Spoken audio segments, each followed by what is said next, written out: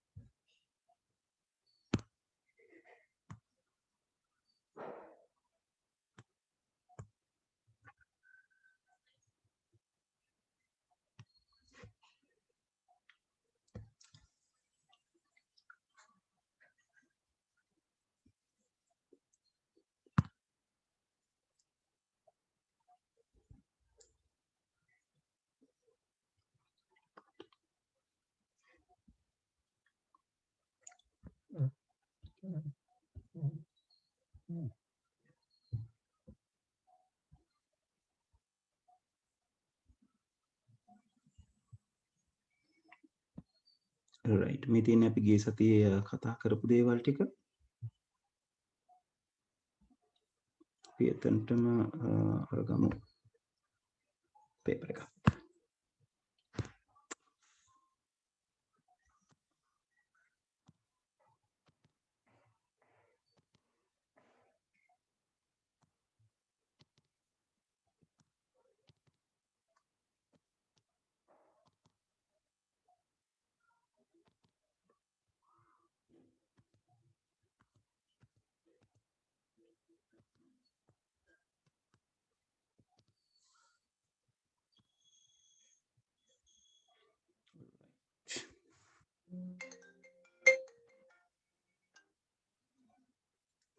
ළමයි මට තප්පරයක් දෙන්න.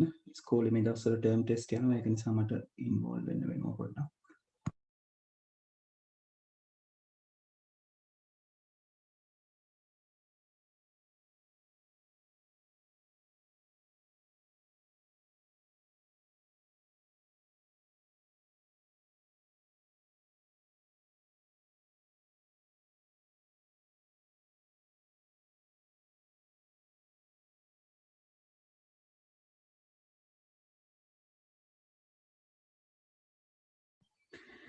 හරි. එතකොට මේ තියෙන්නේ 2017 අවුරුද්දේ ආපු data flow diagram ගාන. එතකොට මෙතන පහළ ඇඳලා තියෙන්නේ level 1 data flow එකක්. right. එතකොට මේ level 1 data flow එක fill කරන්න තමයි diagram එකේ විස්තර කිරීම දාලා තියෙන්නේ. right. අපි මේක එතකොට පොඩ්ඩක් පරිස්සමට කියව ගන්න ඕනේ. කොහොමද පරිස්සමට කියවගන්නේ? මම කොහොම මේ ප්‍රශ්නේ කරනකොට දෙතුන් වතාවක් අපිට කියවන්න වෙනවා කියන්නේ. right. එතකොට මේකේ තියෙන detail ටික පොතක් අරගන්න කියන්නේ පොතක් වෙන් කිරීමේ ක්‍රියාවලියක් සම්බන්ධව right. බුක්ලන්ඩ් ආයතනයේ වෙළඳ තොරතුරු පද්ධතිය දත්ත ගැලීම් රූප සටහනේ හිස් තැන් පහත ඡේදයේ සඳහන් කර ඇති තද පැහැති අකුරින් දක්වා ඇති වචන පමණක් භාවිතයෙන් පුරවන්න. දැන් මෙතනදී ඔයගොල්ලෝ මතක තියාගන්න ඕනේ මේ ප්‍රශ්නේ ඔයගලන්ට උදව්වක් දීලා තියෙනවා.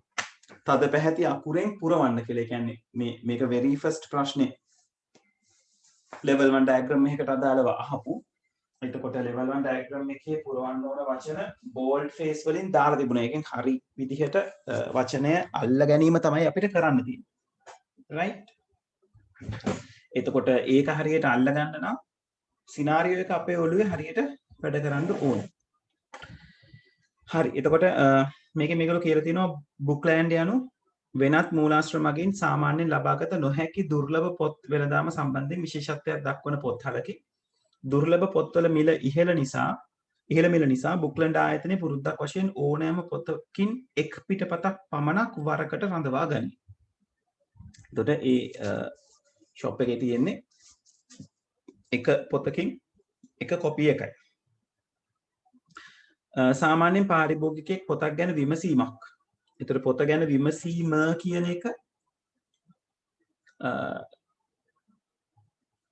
data එකක් විදිහට කියන්නේ bold faces අකුරක් bold face විදිහට තමයි තියෙන්නේ. තද පැහැති අකුරු විදිහට තමයි දීලා තියෙන්නේ. right?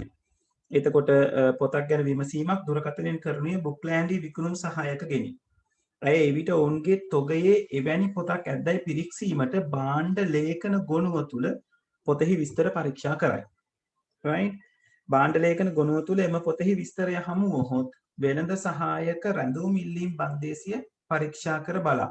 දැන් මේක කියවගෙන යනකොට ඔයගලන්ට එන්න ඕනේ පළවෙනි අයිඩියා එක මේ කතා කරන්නේ කම්පියුටරයිස් සිස්ටම් එකක් ගැන නෙවෙයි කියන එක. first thing. හරිද? කම්පියුටරයිස් සිස්ටම් එකක් නම් අපිට data එකක් නැත්තම් සිස්ටම් එකට එන්ටර් කරනවා වගේ දෙයක් මෙතනදී කතා බහ වෙනවා. right? එතකොට අපි කතා කර කර හිටියේ භාණ්ඩ ලේඛන ගොනුව තුළ එම පොතෙහි විස්තර හමු වුවහොත් වෙළඳ සහායක රැඳවුම් ඉල්ලීම් බන්දේසිය පරීක්ෂා කර බලා පොතෙහි තත්ත්වය ලබාගත හැකි බවට තහවුරු කරගෙන විමසීමට පිළිතුරු සපයයි. right? පොතෙහි තත්ත්වය ලබාගත හැකි බව නම් පාරිභෝගිකයා පොත වෙන්කර තැබීමට අදහස් කරයි. විකුණුම් සහායක විසින් පාරිභෝගිකයාගේ පෞද්ගලික තොරතුරු ලබාගෙන එම පොත තවදුරටත් ලබාගත නොහැකි වනසේ රැඳවුම් ඉල්ලීම් බන්දේසියට බහලුන් ලබයි. ඒ කියන්නේ ප්‍රැක්ටිකල් දෙයක් කියලා තියෙන්නේ. කෝල් කරලා ඉවරලා පොතක් තියනවද කියලා අහුවම සහායක කරන්නේ පොත තියනවද කියලා බලනවා. පොත තියනවද කියලා බලලා ඊට පස්සේ එයා බලනවා රැඳවුම් ඉල්ලීම් බන්දේසිය කියලා එකක් තියෙනවා. ඕක ඉංග්ලිෂ් පේපර් එකේ තියෙන hold on request tray එක කියලා. ඒ hold on request tray එකේ නැත්නම් රැඳවුම් ඉල්ලීම් බන්දේසිය තමයි දාලා තියෙන්නේ මේ වෙනකොට ඕඩර් කරලා තියෙන පොත් ටික. ඒ කියන්නේ තාම අරගෙන නැහැ. නමුත් කවුරුන් හෝ කතා කරලා කියලා තියෙනවා මට මේ පොත අවශ්‍යයි මේක වෙන් කර තියන්න කියලා. එතකොට රැඳවුම් ඉල්ලීම් බන්දේසිය මුලින්ම පරීක්ෂා බලනවා මේ දැනට ලයින් එකේ ඉන්න කෙනා ඉල්ලන පොත කවුරු හරි විසින් වෙන් කරලා තියෙනවද කියලා. එහෙම වුණොත් එයාට දෙන්න වෙන පොතක් නැති වෙනවා. මොකද එක පොතයි තියෙන්නේ කියලානේ කියලා තියෙන්නේ. ඒතර එහෙම නැත්තම් ලයින් එකේ ඉන්න කෙනාට කියනවා රයිට් පොත available ඔයා ගන්නවද නැද්ද කියලා කියන්න කියලා. එතකොට එයා කිව්වොත් ගන්නවා කියලා. ඒ අදාළ පුද්ගලයා වෙනුවෙන් රැඳවුම් ඉල්ලීමක්. right? ඒ කියන්නේ hold on request එකක් කියලා අපි ඉංග්‍රීසියෙන් කියනවා hold on request එකක් අර කියපු බන්දේසියට දානවා. ඒ කියන්නේ ඕගොල්ලෝ කතා කරලා ඉල්ලුවොත් ඔයාගේ නමයි මෙන්න මේ පොත ඉල්ලුවා කියලා චිට් එකක ලියලා ඔය කියන බන්දේසියට දාලා තියෙනවා. right? ඊළඟ ඡේදේ කතා කරනවා පොත අරගෙන යන්නාම පාරිභෝගිකයා පොත අරගෙන යන්නාම තමන් වෙන් කරපු එයා ඒක කවුද accountant කියන්නේ මෙන්න මෙහෙම මම පොතක් අරගෙන ඉවිල්ලා තියෙන්නේ මට මුදල් කියලා පොත අරගන්න අවශ්‍යයි කියලා. ඒ කිව්වම accountant කරන්නේ hold on request tray එක බලනවා. බන්දේසිය බලනවා එයාගේ නමින් hold on request එකක් පොතක් වෙනුවෙන් රැඳවුම් ඉල්ලීමක් තියෙනවද කියලා. කියන්නේ චිට් එකක් තියෙනවද කියලා. ඒ චිට් එක තියෙනවා නම් ඒකට අදාළව තියෙන පොත එයා ඉෂුව කරනවා. ඊට අදාළ ගෙවීම කරගත්තයින් පස්සේ. එතකොට ගෙවීමට අදාළව තියෙන ඉන්වොයිස් එකේ ගෙවීමට අදාළව තියෙන රිසිට් එකේ කොපි එකක් දෙනවා කාටද පාරිභෝගිකයාට. ඒ වගේම තව කොපි එකක් තියාගන්නවා ඒගොල්ලන්ගේ විකුණුම් ගොනුව තුල. මෙතන කියලා තියෙනවා අය කැමි ගෙවීම් ලදුපතේ පිටපතක්. මෙතන කියලා තියෙනවා අය කැමි ගෙවීම් ලදුපතේ පිටපතක් විකුණුම් ගොනුව තුල ගොනුගත කරන අතර දිනේ අවසානයේ ඒ භාවිතයෙන් විකුණුම් වාර්තාවක් සකස් කර බුක්ලන්ඩි අයිතිකරු වෙත යවනු ලැබේ. right? එතකොට ඔය හා සම්බන්ධ දෙයක් තමයි මේ කතා කරලා තියෙන්නේ. ඔයගොල්ලන්ගේ ප්‍රශ්නේදී ඔයගලන්ට අඳුන ගන්න තියෙනවා ඩයග්‍රෑම් එක දිහා බැලුවොත් ඩයග්‍රෑම් එකේ අඳුන ගන්න තියෙනවා entities එකක් දීලා තියෙනවා පාරිභෝගිකයා කියලා. එක entity එකක් repeat වෙලා තියෙනවා. එහෙනම් පැහැදිලිවම මේ පාරිභෝගිකයාම තමයි මෙතන ඉන්නේ. මේ repeat වෙලා තියෙන්නේ. මොකද මේ repetition එක පෙන්වලා තියෙන්නේ.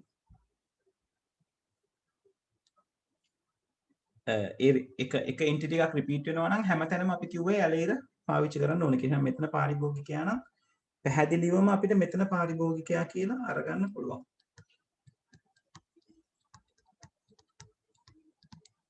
right? රවුම ඇතුළෙම ලියන්න ඕනේ. අපේ මේ ඉන්ටර්නෙට් නිසා මම එළියට එන්නේ.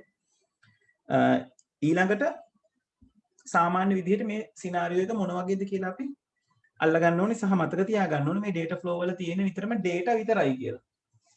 right? ඒක තමයි අපි මේ ප්‍රශ්නේ කරනකොට ඔළුවේ තියාගත්ත යුතු දේ.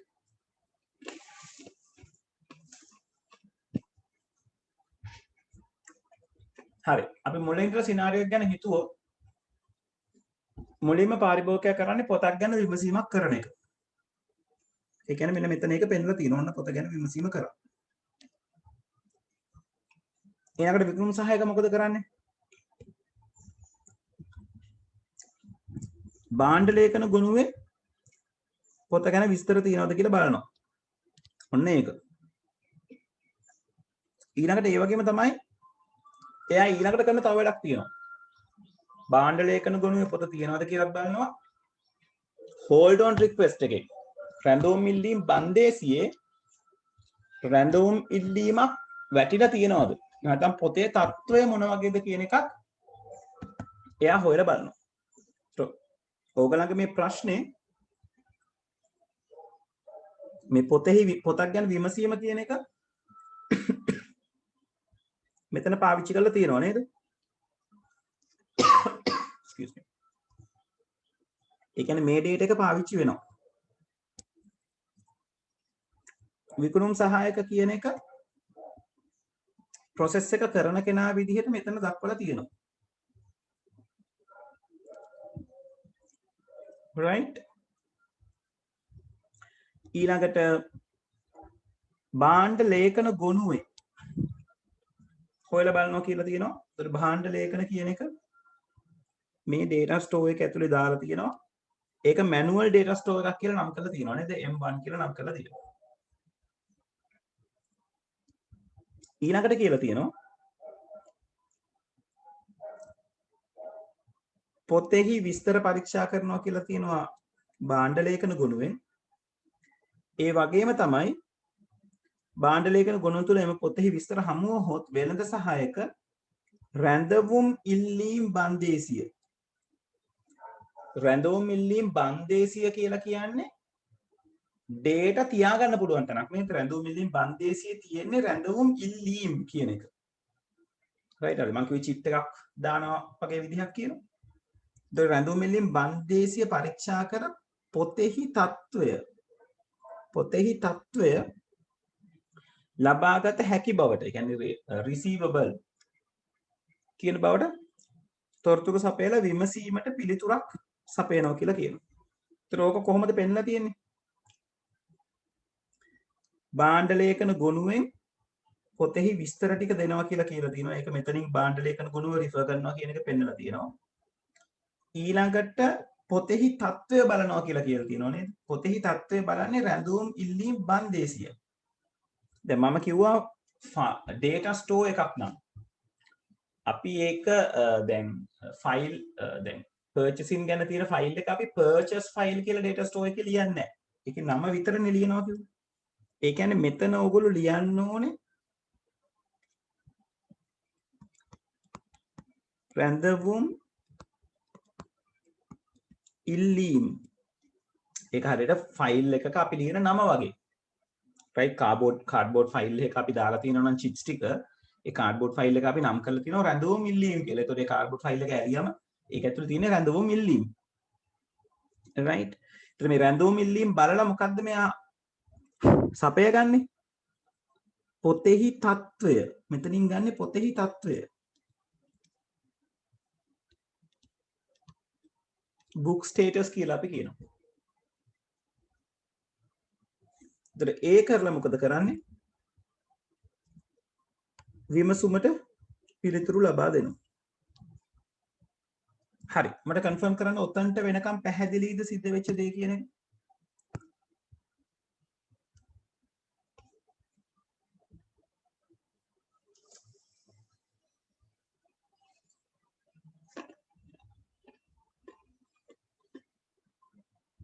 ප්‍රශ්න තියෙනවා නම් අහන්න.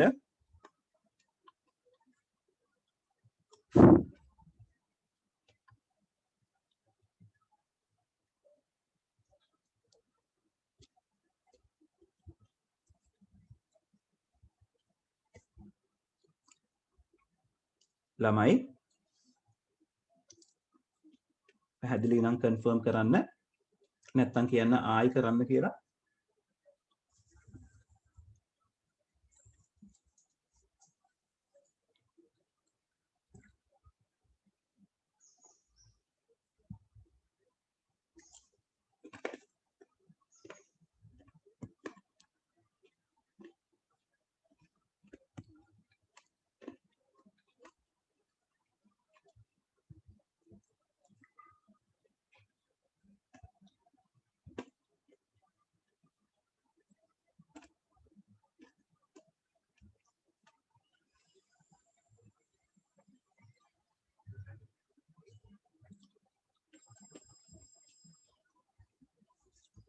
ළමයි මං කියන එක පැහැදිලි මදිද?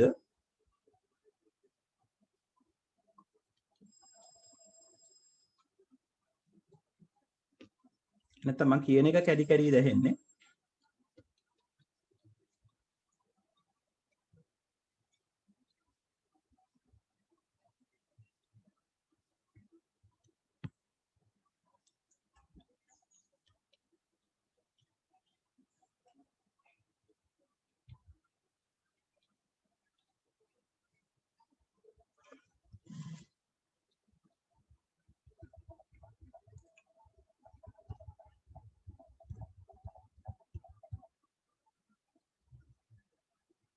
රයිට් හර්ෂණි. මං ආයෙ තේරුම් කරලා දෙන්නම්. මාව ඇහෙනව නේද ක්ලියර්ලි කට්ටියටම?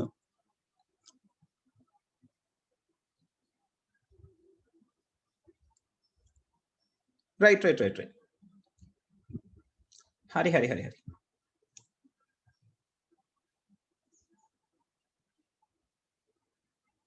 රයිට් අපි මුලින් ඉඳලා යමු. no problem.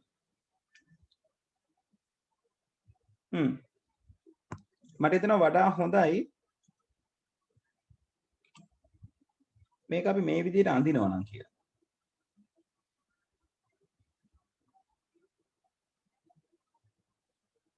දැන් ඊළඟට මම ඕගලන්ට දීලා කරවන්න හැදුවේ මේ වැඩේ. මොකද බලමු මේක මේ විදිහට කරගෙන යන්න.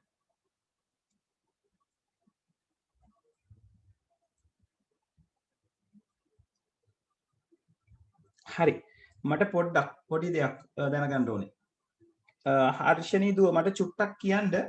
ඒ කියන්නේ මොකක් ගැනද තේරුන්නේ නැති කියලා ඇයි මේක මෙහෙම කරන්න කියලාද තේරුන්නේ නැත්තේ? නැත්නම් ඇයි එකපාර level 1 එකට ගියේ කියලාද තේරුන්නේ නැත්තේ?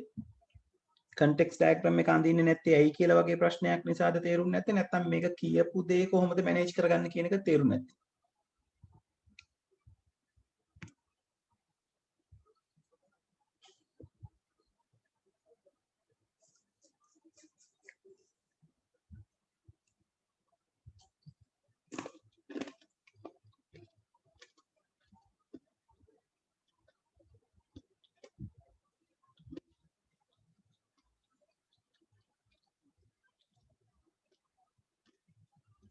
right okay.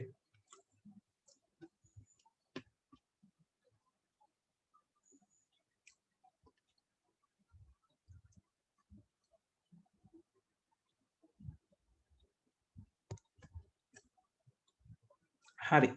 මෙතනට එන්න කලින් හර්ෂණී ගිය සතිය අපි මේ ඇඳපු එක තේරුණාද?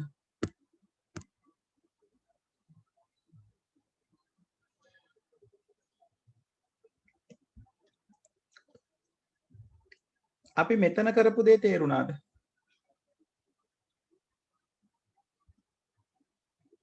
හරි මේකට මට හැමෝගෙම රෙස්පොන්ඩ් එක ඕනේ. දැන් අලුතෙන් ආපු දුවට කියන්න විදිහක් නැහැ. දුව වීඩියෝ එක බැලුවා නම් තේරුම් නැත්නම් පොඩ්ඩක් ඒකත් කියන්න.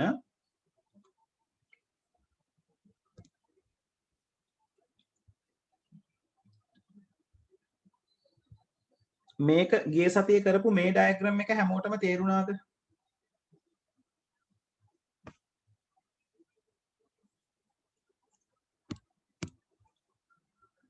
right. කෝ අනිත් කට්ටිය? right. අනිත් අය?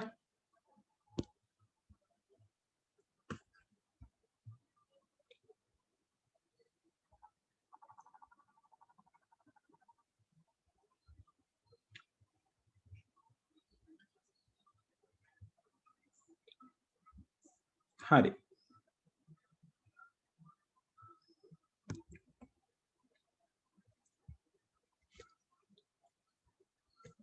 හරි මම දැන් මේක එකින් එක කතා කරගෙන යනවා. එකින් එක right. මම ආයිසරක් මේක මකලා අරගන්නවා.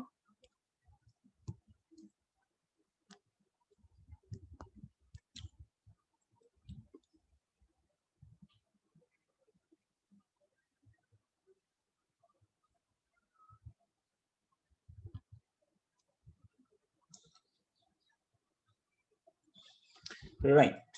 දැන් මේ ප්‍රශ්නෙට අදාළව ඕගොල්ලන්ගෙන් අඳින්න කියලා ඔයගලන්ට රික්වෙස්ට් කරලා තියෙන level 1 diagram එක.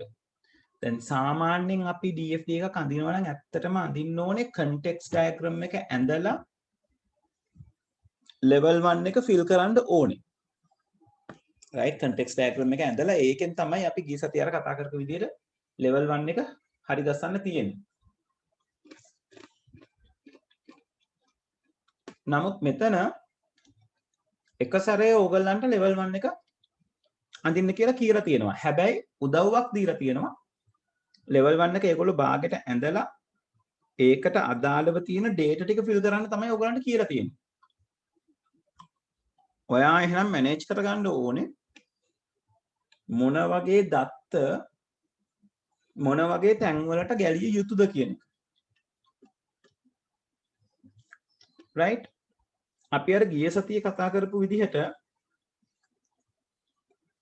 මේ ප්‍රශ්නේ ඇනලයිස් කරගත්තොත් මෙතන තියෙනවා පොතක් අරගන්න තියෙන සිනාරියෝ එකක් තියෙනවා. මෙන්න මේ සිනාරියෝ එක තේරුණාද කියලා මට මුලින්ම කියන්නකෝ. මේකේ තියෙන්නේ පොතක් මිලදී ගැනීමක් ගැන. පොත් තියෙන එක જાතියෙන් එකයි.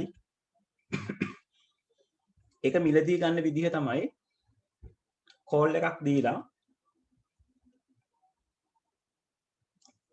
ඒ පොත් විකුණන බුක්ලෑන්ඩ් එකේ ඉන්න සහායකගෙන් අහනවා මේ අදාළ පොත තියෙනවද කියන එක. දැන් උදාහරණයක් විදිහට අපි හිතමුකෝ ICT වල Python වලට සම්බන්ධ පොතක් කියලා. අපි කතා කරලා අහනවා හරි. Python කියන පොත තියෙනවද? එතකොට සහායක කරන්නේ ඒගොල්ලන්ගේ පොත් ලිස්ට් එකේ සමහරට බුක් රැක් එකේ වෙන්න පුළුවන්, සමහරට ස්ටෝර් එකේ වෙන්න පුළුවන්, සමහරට පොතක ලියාගෙන තියෙන මොනවාද සටහනක වෙන්න පුළුවන්. චෙක් කරලා බලනවා මේ පොත available ද කියන එක. ඒතර පොත available නම් ඒ කියන්නේ පොත දැන්ටමත් ඒ අදාළ බුක් ස්ටෝර් එකේ තියෙනවා. පොත available නම් ඊළඟට එයා බලනවා රැඳවුම් මිල්ලීම් කියලා වාජනයක් තියෙනවා. අපි හිතමුකෝ ඒක ට්‍රේ එකක් කියලා. අන්නේ රැඳවුම් මිල්ලීම් කියන වාජනයේ පොඩි පොඩි චිට්ස් දාලා තියෙනවා. කවුද පොත් ඉල්ලලා තියෙන්නේ? මොකක්ද මේ පොතේ නම? කවුද මේක ඉල්ලුවේ? එතකොට අර පොත අහන කෙනා පොතක් තියෙනවද කියලා අහුවම Python වලට අදාළ පොත තියෙනවද කියලා අහුවම ලිස්ට් එකේ පේන්න තියෙනවා කියලා. ඊට පස්සේ චෙක් කරගන්න ඕනේ මේක කවුරු හරි වෙන් කරලා තියෙනවද? ඒකට තමයි රැඳවුම් මිල්ලීමක් දාලා තියෙන්නේ. right ඒ කියන්නේ hold on request එකක් තියාගෙන ඉන්න රඳවලා තියාගන්න කියන ඉල්ලීමට තමයි රැඳවුම් මිල්ලීම කියලා කියන්නේ. පොත වෙන කාටවත් දෙන්න එපා. මම ගන්නවා කියලා තව කෙනෙක් කෝල් කරලා කියලා තියෙනවා. ඒතර වෙන කෙනෙක් කෝල් කරලා ඒ පොත මිල්ලුවොත් එයාට පොරොන්දු වෙන්න විදිහක් නැහැ නේ ඒක දෙන්න පුළුවන් කියලා. ඒක නිසා ඒ සහායකට සිද්ධ වෙනවා එයාගේ ස්ටොක් එකේ බුක් ස්ටොක් එකේ පොත තියෙනවද කියලා බලන්න සහ ඒක රැඳවුම් මිල්ලීමක් දාලා කවුරු හරි නතර කරලා තියෙනවාද නැත්නම් වෙන කෙනෙක් මේ වෙනකොටත් ඒක වේකන්ට් කරලා තියෙනවද කියලා හොයාගන්න. ඒතර ඒ දෙකම බලලා ඒ දෙකම ඕකේ නම් ඒ කියන්නේ පොතක් තියෙනවා රැඳවුම් මිල්ලීමක් දාලත් නැහැ. නැත්නම් එයාට කියන්න පුළුවන් right පොත available මේක ඔයා වෙනුවෙන් වෙන් කළ යුතුද කියලා අහලා වෙන් කරන්න පුළුවන්. එතකොට එයා වෙනුවෙන් රැඳවුම් මිල්ලීමක් දාන්න ඕනේ ඔය කියන අර ට්‍රේ එකට. මෙන්න මේ පුද්ගලයා මේ පොත ඉල්ලලා තියෙනවා. දැනටමත් රැඳවුම් මිල්ලීමක් තියෙනවා නම් විමසුමට පිළිතුරු දෙනවා. ඔයාට මේ පොත ලබා ගන්න විදිහක් නැහැ. පොත ස්ටොක් එකේ තිබුණත් මේක යම් කිසි කෙනෙක් ඕඩර් කරලායි තියෙන්නේ කියලා. හරි. ඔය කියන සිනාරියෝ එක තේරුණාද? ඔතන සිද්ධ වෙන ක්‍රියාවලිය තේරුණාද? ඒක ප්‍රශ්නෙන් විස්තර කරලා තියෙන දේ.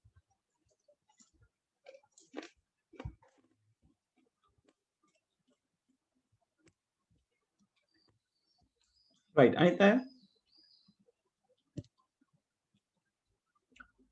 right great හරි ඊළඟට දැන් ඒ ඇවිල්ලා පොත හෝල්ඩ් කරන වෙලාව ඒ කියන්නේ පොතක් තියෙනවද කියලා බලලා පොත නතර කරලා තියෙන වෙලාව. හරි.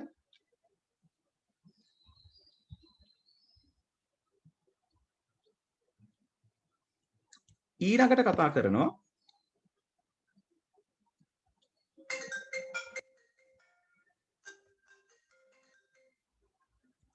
right ඊළඟට කතා කරනවා පොත මිලදී ගන්න එනකොට මොන වගේ විදිහක්ද තියෙන්නේ කියන එක බලා ගන්න. right ඒක තමයි දෙවෙනි ඡේදයෙන් අපිට කතා බහ කරලා තියෙන්නේ.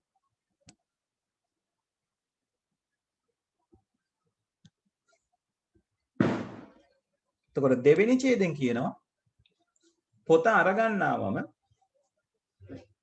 එයා කරන්නේ accountant. එහෙම නැත්නම් මෙතෙන් දින අය කැමි ඉන්නවා. අය කැමිට කියනවා right. මම මෙහෙම ඕඩර් එකක් දාලා තියෙනවා. මම පොතක් තියන්න කියලා කිව්වා. මම ආවේ ඒක අරගෙන යන්න. එතකොට අය කැමි මොකද කරන්නේ? එයා බලනවා අර රැඳුම් මිල්ලීම් දාලා තියෙන ට්‍රේ එකේ මේ කියන පුද්ගලයා රැඳුම් මිල්ලීමක් තියලා තියෙනවද මෙන්න මේ පොත වෙනුවෙන්? එහෙම තියෙනවා නම් එයා මොකද කරන්නේ? ඒ අදාළ පොත පාරිභෝගිකයාට ඉෂුව කරනවා. ඉෂුව කරලා ඒකට අදාළ ගෙවීම ලබා ගන්නවා. ලබාගෙන ඒ වෙනුවෙන් එයාට රිසිට් එකක් දෙනවා. ඒ වගේම තමයි දවස අවසානයේ විකුණුම් වාර්තාවක් දෙනවා. මෙන්න මේ කියන බුක්ලෑන්ඩ් වල අයිතිකරුට. right එතකොට කොච්චර ප්‍රමාණයක් විකුණුවද කොහොමද කියන එකේ වාර්තාවේ සඳහන් වෙනවා ඇති. කොහොමද විකුණුම් වාර්තාවක් දෙනවා. ඒ වගේම තමයි මේ අන්තිම පේල් දෙකේ කියලා තියෙනවා සෑම විකිණීමකින්ම පසුව අයකැමි භාණ්ඩ ලේඛන ගොනුව තුල ඇති පොත්වල විස්තරය නවීකරණය කර තොග යාවත්කාලීනව පවත්වා ගනී. අයිතිකරු විසින් බුක්ලෑන්ඩ් වෙත පොත් සපයන විට ඔහු විසින් අයකැමි වෙත පොත්වල විස්තර යවන අතර අයකැමි විසින් ඒවා එකින් එක භාණ්ඩ ලේඛන ගුණුවට එකතු කරනු ලබයි. right එතකොට ඒ කියන්නේ අර ගෙවීමේ වැඩ කටයුත්ත කියන්නේ වෙනම කතාවක්. මෙතෙන්ද කියලා තියෙනවා විකුණුම් වාර්තාවක් හම්බ වෙනවා හැම දවසකම අවසානයේ කොච්චර විකුණුවද කියන එක. ඒ වගේම තමයි අලුතෙන් පොත් මිලදී ගැනීම කරන්නේ අයිතිකරු. එයා පොත් මිලදී ගත්තම ඒ පොත්වල විස්තර ලබා දෙනවා අය කැමිට. එයා ඒව එකින් එක භාණ්ඩ ලේඛන ගොනුවට එකතු කරනවා. හරි. ඔය සිනාරියෝ එක තේරුණාද?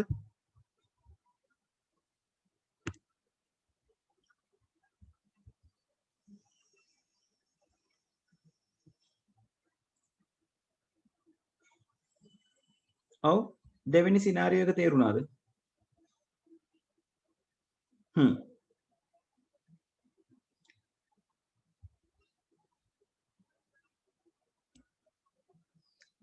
right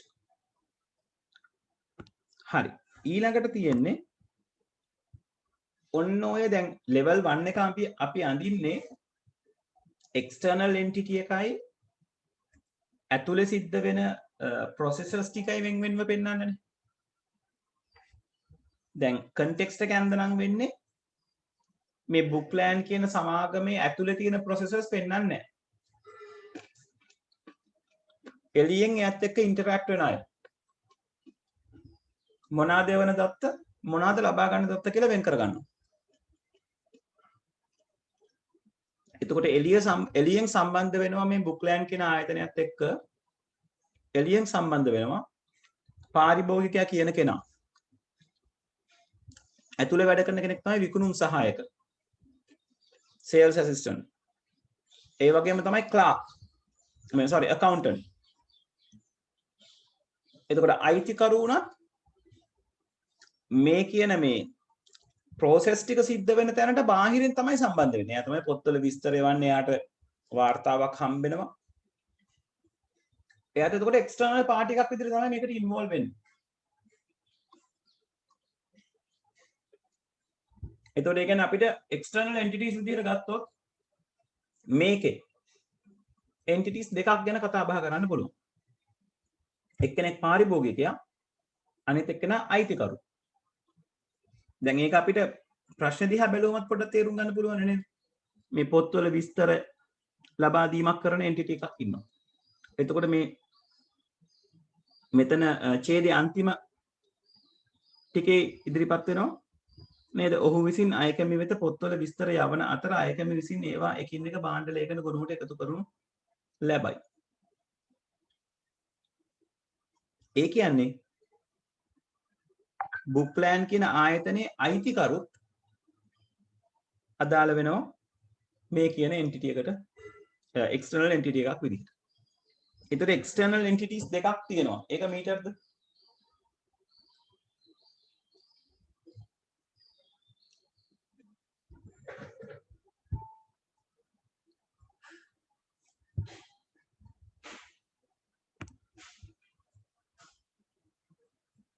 ඔව් එක්ස්ටර්නල් එන්ටිටිස් දෙකක් ඉන්නවා. එක්කෙනෙක් පාරිභෝගිකයා අනිත් එක්කෙනා අයිතිකරු කියන එක පැහැදිලිද?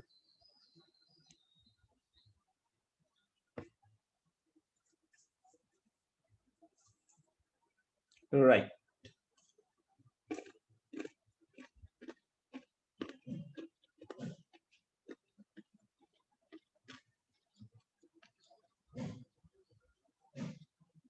අනිත් අය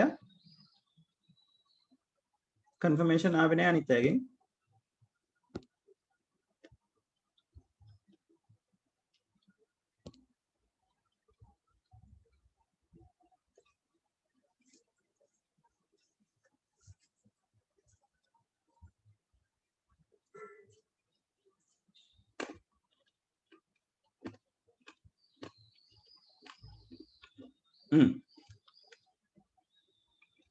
හරි. ඒ කියන්නේ මේ ડોකියුමන්ට් එකට අදාළව ඕගලන්ට පුරව ගන්න පුළුවන් හිස්තැන් දෙකක් දැන් ක්ලියර්ලිම තියෙනවා. එක්කෙනෙක් මේ රිපීට් වෙලා ඉන්න කෙනා එක තැනක පාරිභෝගිකයා නම් මෙතනත් පාරිභෝගිකයා විය යුතුයි නේද? එහෙනම් මෙතනට අපිට ලියන්න පුළුවන්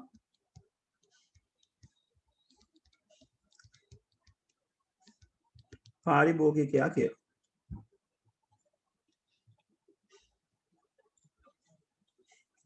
ඒ වගේම මෙතනට ලියන්න පුළුවන්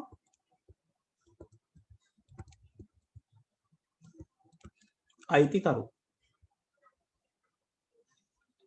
external entities දෙකයි.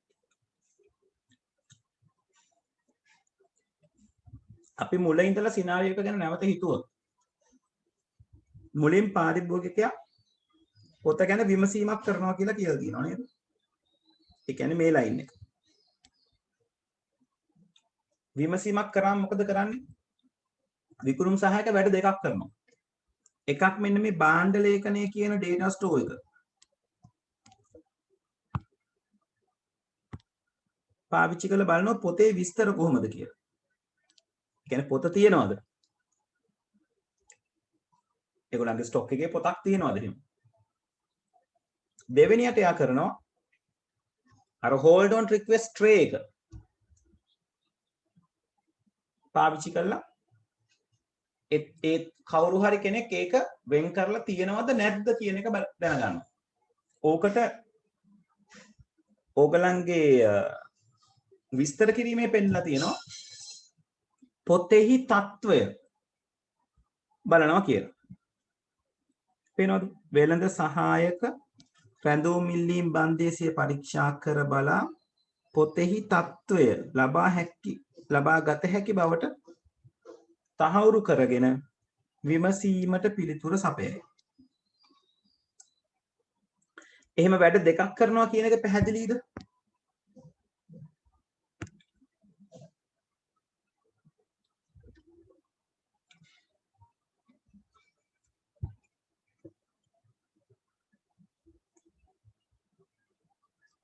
හරි.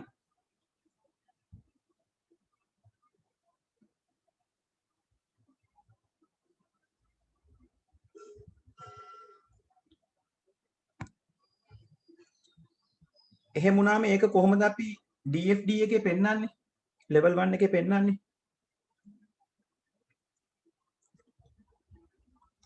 මෙයා පොතෙහි විස්තර බලන්නේ භාණ්ඩ ලේඛනයෙන් පොතෙහි තත්වය කියන එක බලාගන්නේ රැඳුම් ඉල්ලීම් බන්දේසිය නිරීක්ෂණය කිරීමෙන්. එහෙනම් මේ තව ඩේටා ස්ටෝර් එකක් තියෙනවා. එයා වෙන්න ඕනේ රැඳවුම්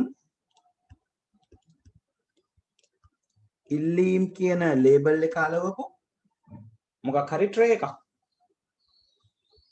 ඕගලන්ට ට්‍රේ එකක් ඔලුවට අරගන්න බැරි නම් හිතන්නකො මොකක් හරි නේද බෝල් එකකට වගේ එකකට දානවා කියලා. රයිට් මොකක් හරි තැටයකට හෝ භාජනයකට මේක දානවා කියලා. ඒක මේ සුර තියෙන පොඩි භාජනයක්. මේකේ මෙයා දාලා තිනවා කවුද මේ පොත ඉල්ලුවේ කා විසින්ද ඉල්ලුවේ කියන එක.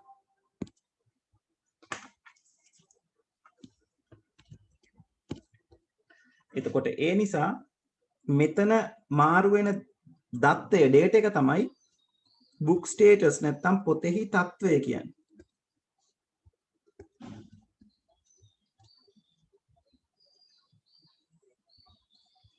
right ඒතර පොතක් ගැන විමසුවම පොතේ විස්තර බැලුවා.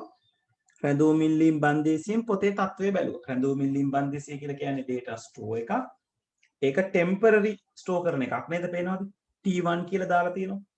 මොකද රැඳුම් ඉල්ලීම කියන එක කස්ටමර් ඇවිල්ලා පොත අරන් ගියායින් පස්සේ නැවත රැඳුම් ඉල්ලීම ඒ වාජනය ඇතුලේ තියාගෙන තේරුමක් නැහැ. දැන් ඒක අරගෙන ගිහිල්ලා අපිට අදාළ නැහැ.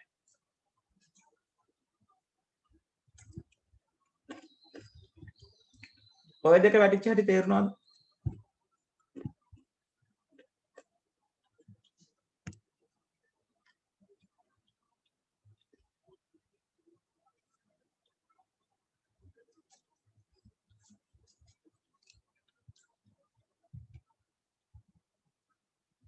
හරි අනිත් අය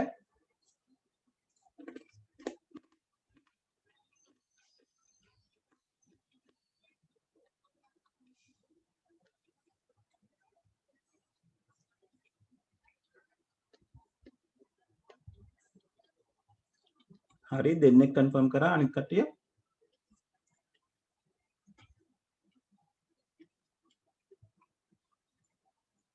right okay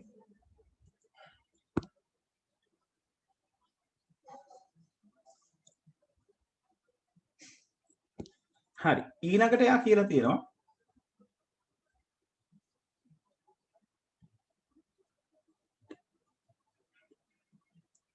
මෙන්න මෙතන පොතෙහි తত্ত্বය ලබාගත හැකි බව නම් පාරිභෝගිකයා පොත වෙන්කර තැබීමට අදහස් කරයි නම් වික්‍රම සහායක විසින් පාරිභෝගිකයාගේ පෞද්ගලික තොරතුරු ලබාගෙන එම පොත තවදුරටත් ලබාගත නොහැකි වනසේ රැඳවුම් ඉල්ලීම් බන්දේසියට බහාලනු ලබයි. ඒ කියන්නේ දැන් කස්ටමර්ට කියනවා පොත තියෙනවා කවුරුත් වෙන් කරලත් නැහැ. ඒතර කස්ටමර් තීරණය කරොත් පොත ගන්න විකිණුම් සහායක මොකද කරන්නේ? එයාගේ පෞද්ගලික තොරතුරු ලබා ගන්නවා. ඒ වගේම රැඳුම් ඉල්ලීමක් දානවා රැඳුම් ඉල්ලීම් බන්දේසියට ඩේටා දෙකක් යනවා. එකක් තමයි පෞද්ගලික තොරතුරු පාරිභෝගිකයාගෙන් විකිණුම් සහායක ලබා ගන්නවා. right? එතකොට ඒ කියන්නේ මෙන්න මෙතනින් මේ තියෙන්නේ පාරිභෝගිකයාගේ ඉඳලා එන ලයින් එකක් නේද? එහෙනම් පාරිභෝගිකයා මේ process එකට ලබා දෙන දෙයක් විදිහට තියෙන්නේ ඔහුගේ පෞද්ගලික තොරතුරු.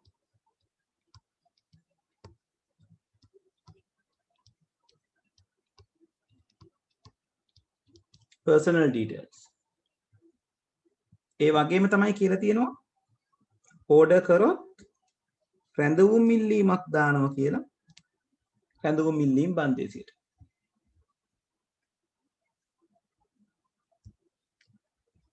ඕක තේරුණාද?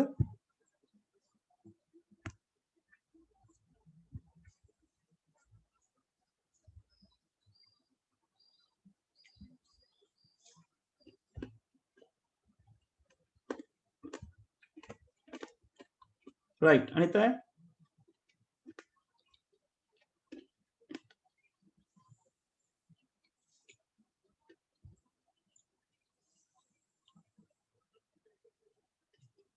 right දෙන්නෙක් කන්ෆර්ම් කරා අනිත් කට්ටිය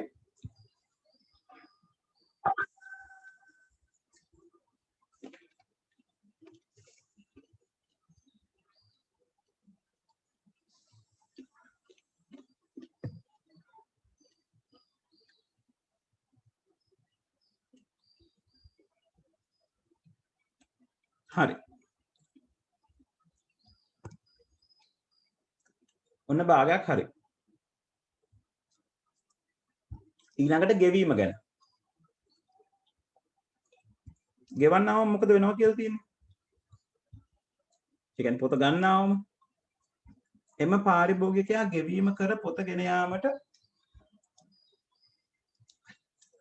එම පාරිභෝගිකයා ගෙවීම කර පොත ගෙන යාමට පැමිණි විට බුක්ලන්හි අය කැමි රැඳවුම් ඉල්ලීම් බන්දේසිය පරීක්ෂා කර පාරිභෝගිකයා විසින් කරන ලද රැඳවුම් ඉල්ලීම සොයාගනි.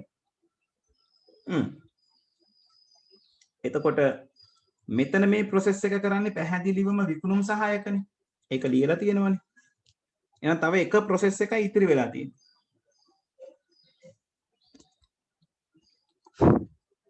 ඒතර මේ ප්‍රොසෙස් එක කරන තැන කරන කෙනා හිස් තැනක් තියෙන. එහෙනම් මෙතන පැහැදිලිවම මේ ක්‍රියාවලිය කරන්නේ අය කැමි.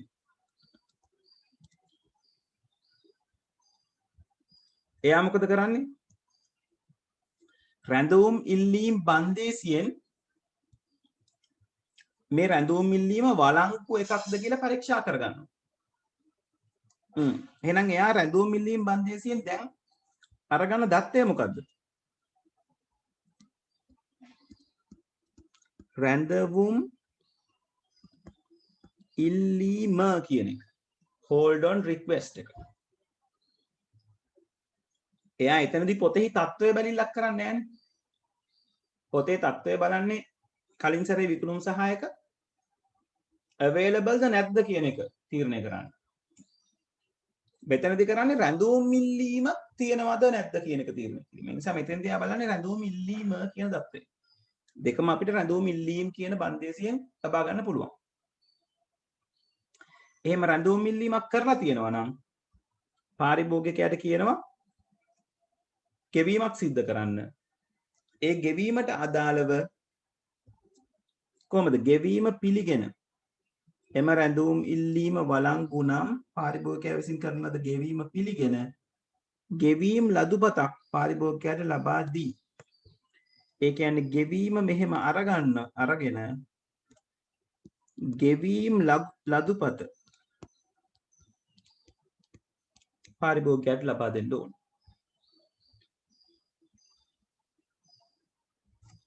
ගෙවීම් ලදුපතක් පාරිභෝගිකයාට ලබා දී විකිණීම අවසන් කරයි. එවිට පොත ඉවතට රැගෙන යාමට පාරිභෝගිකයාට අවසර ලැබේ. අය කැමි ගෙවීම් ලදුපතේ පිටපතක් විකුණුම් ගොනුව තුල ගොනුගත කරන අතර. එතකොට ඕගලන්ට පේනවා ගෙවීම් ලදුපතේ පිටපතක්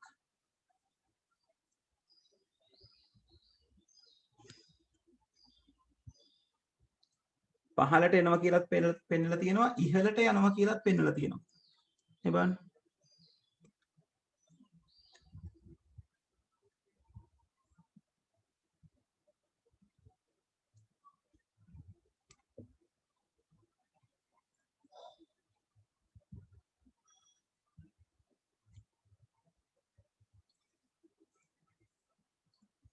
right.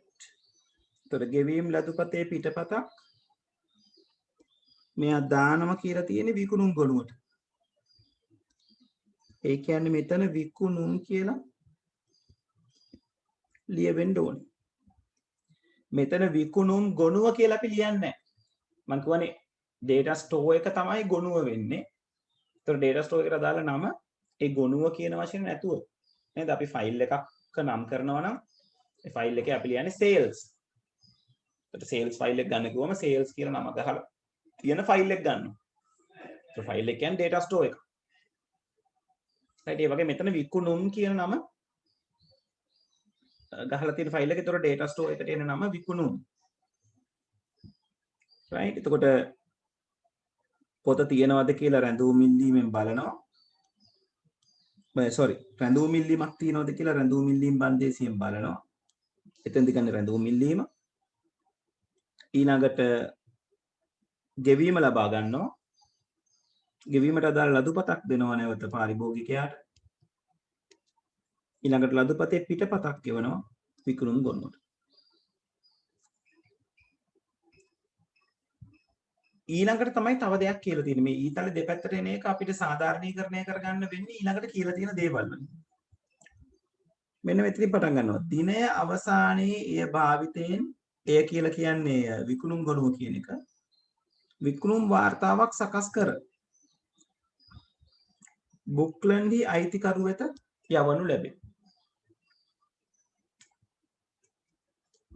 එතකොට විකුණුම් වාර්තාවක් සකස් කරලා බුක්ලන්ඩි අයිතිකරුට යවනවා කියලා කියනවා. ඒ කියන්නේ අයිතිකරු කියන එක අපි එක්ස්ටර්නල් එන්ටිටි එකක් කියලා අඳුනගත්තානේ. එහෙනම් මෙතනින් මෙයාට පැහැදිලිවම තියෙන්නේ විකුණුම් වාර්තාවක්.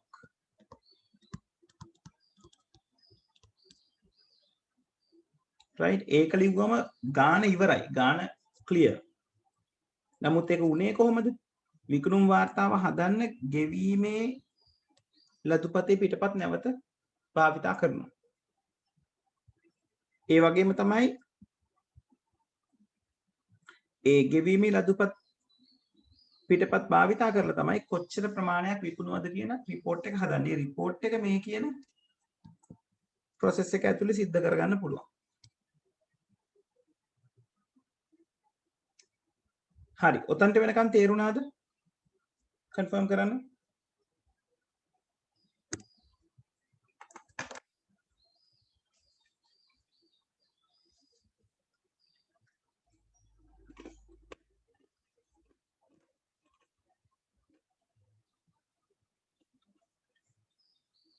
හරි. හොඳයි. අනිත් අය දෙන්නෙක් කන්ෆර්ම් කරා.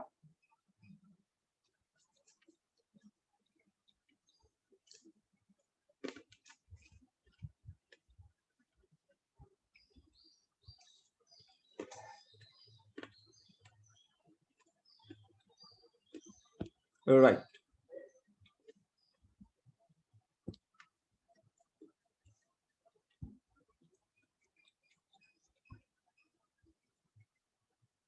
ඊළඟට අන්තිමටම කියලා තියෙනවා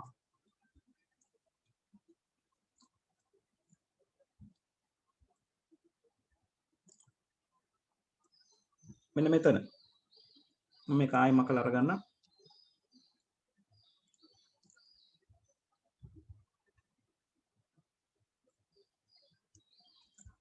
සෑම විකිණීමකින්ම පසුව අයකැමි භාණ්ඩ ලේඛන ගොනුව තුල ඇති පොත්වල විස්තරය නවීකරණය කර තොගය යාවත් කාලිනව පවත්වා ගනී. ඒකට තමයි මේ අයකැමිගේ පැත්තෙන් පොතෙහි විස්තර භාණ්ඩ ලේඛනයට යවන්නේ.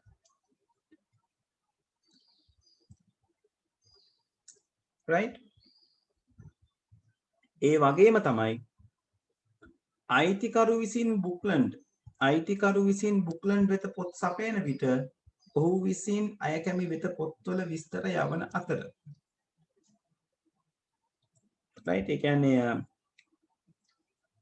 අලුත් පොත් මිලදී ගන්නකොට අයිතිකරු අලුත් පොත්වල විස්තර අයකැමි වෙත යවන අතර ඒවා එකින් එක භාණ්ඩ ලේඛන ගුණුවට එකතු කරනු ලබයි. එතකොට එතනදිත් මෙන්න මේ පොතේ විස්තර නැවත වතාවක් භාණ්ඩ ලේඛන වලට යනවා. ඒතර පොතක් අඩු වෙනකොටත් භාණ්ඩ ලේඛන ගුණුව අප්ඩේට් වෙනවා. පොත එකතු වෙනකොටත් භාණ්ඩ ලේඛන ගුණුව අප්ඩේට් වෙනවා. තේරුණාද?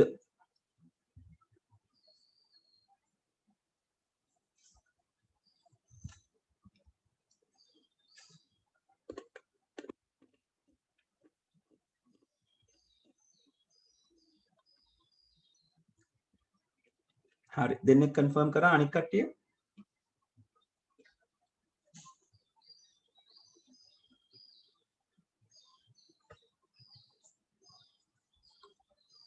right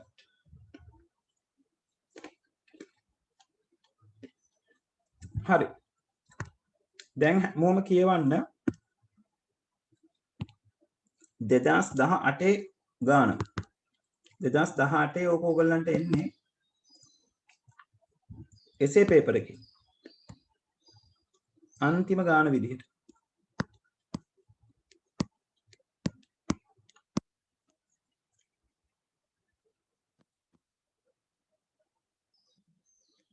මේ තියෙන්නේ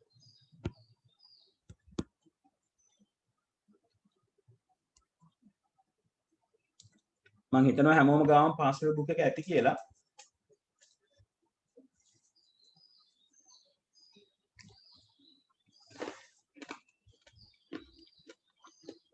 බලන්න ඕක බලලා මෙතන තියෙන ටික පුරවන්න තියෙන්නේ ඒගොල්ලෝ කියන්නේ A B C D E F G H I J K වෙනකම් අකුරු වලින් පෙන්නලා තියෙනවා ඒකට ඒව මොනවද කියලා හඳුනගෙන කියන්නයි තියෙන්නේ බලන්න ටක් ගාලා try එකක් දිනවා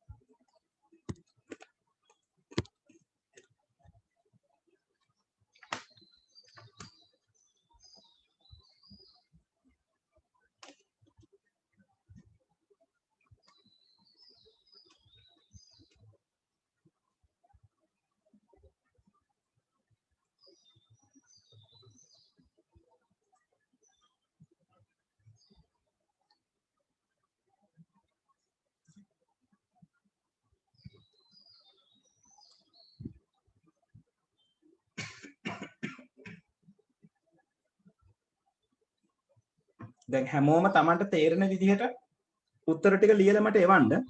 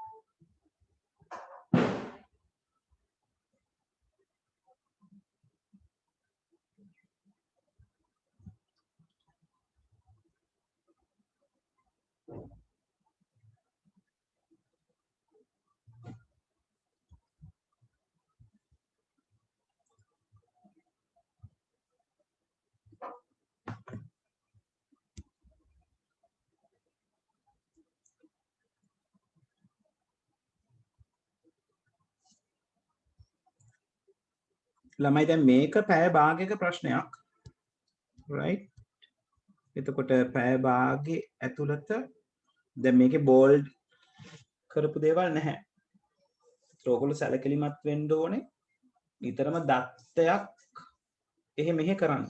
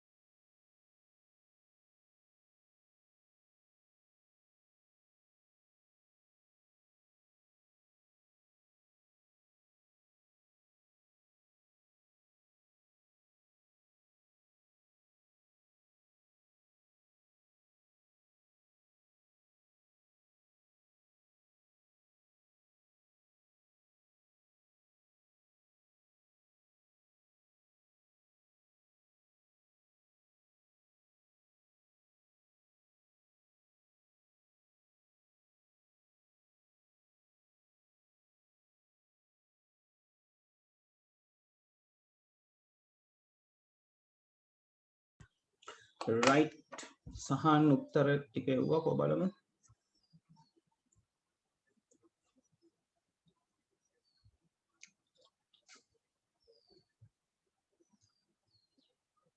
හරි ඔව් A එක application හරි B එක acknowledgement හරි eligibility criteria හරි හොඳයි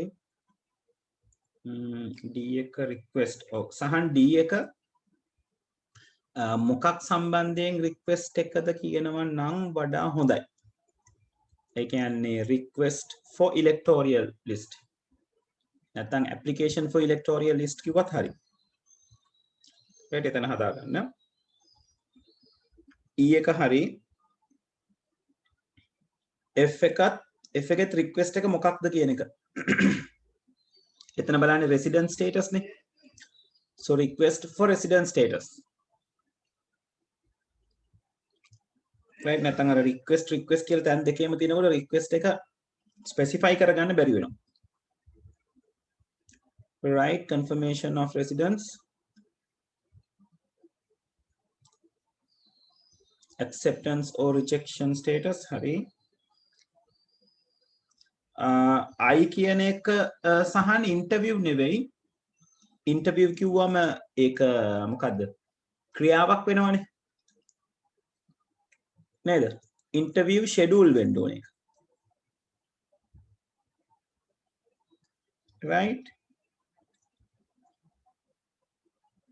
එහෙම නැත්නම් වඩා හොඳයි ඒක sorry interview schedule නෙවෙයි interview schedule එක ඊළඟ එකට K එකට I එක වෙන්න ඕනේ interview letter නැත්නම් interview date time නැත්නම් interview venue right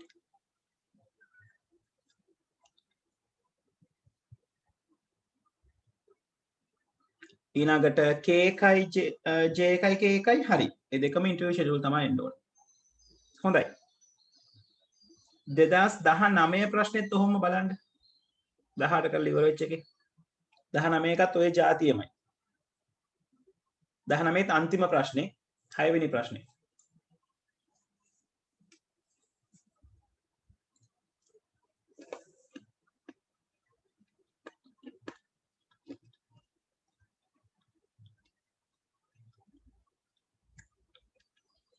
අනිත් අය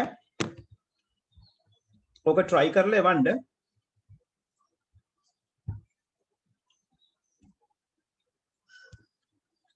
ඕක කරගත්ත කියලා කියන්නේ ඕකේ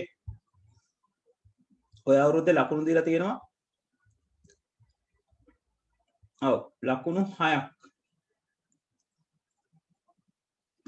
තනිකරම ඕකට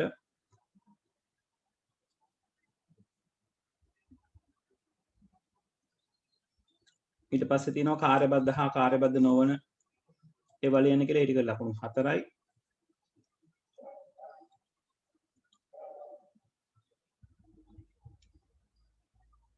ඒ විදිහට තමයි ගිහිලා තියෙන්නේ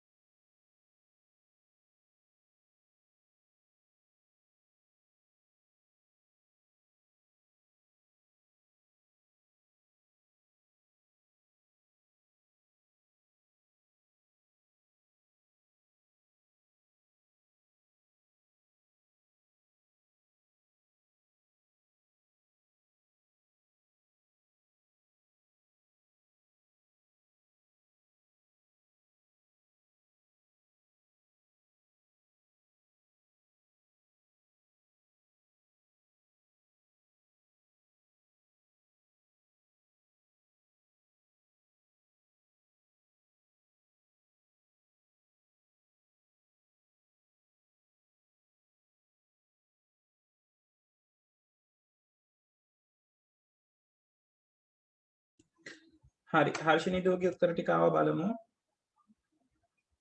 රිද්මගේ ටික ඇවිල්ලා තියෙනවා. right මම මුලින් ඉඳලා බල රිද්මගේ ටික බලලිමු. ඔව් රිද්මා ඔව් ඒක හරි. අයදුම් පත්‍රය B1 අයදුම් පත්‍රය ලැබුණු බව දැනුම් දීම කියන එක කියන්නේ පාපුතේ. එතකොට දැනුම් දීම කිව්වම ඒක ක්‍රියාපදයක් වගේ වෙනවා පුතේ. right එතකොට ඒක කියන්න ඕනේ අයදුම්පත ලැබුණු බව කියන එක ඕනනම් දාගන්න පුළුවන්. නැත්නම් මෙතන මාකින් ස්කීම් එකේ ඔරිජිනල් මාකින් ස්කීම් එකේ තියෙනවා ලැබුණු බව දැන්වීම. ලැබුණු බව දැන්වීම කියන එක එච්චරම හොඳ දෙයක් නෙවෙයි. ඒක හරි විදිහට අපි දාන්න ඕනේ. right රිද්මා ඔයාගේ A part එක හරි පුතේ. B එකේ acknowledgement ඒ කියන්නේ අයදුම්පත ලැබුණු බව දැනුවත් කිරීමේ දත්ත එහෙමත් නැත්නම් විස්තර කියන එක විදිහට හදාගන්න එක. අයදුම්පත ලැබුණු බව දැනුම් දීම කියලා කිව්වම ඒක පොඩ්ඩක් ක්‍රියාපදයක් පැත්තට ළඟ වැඩි.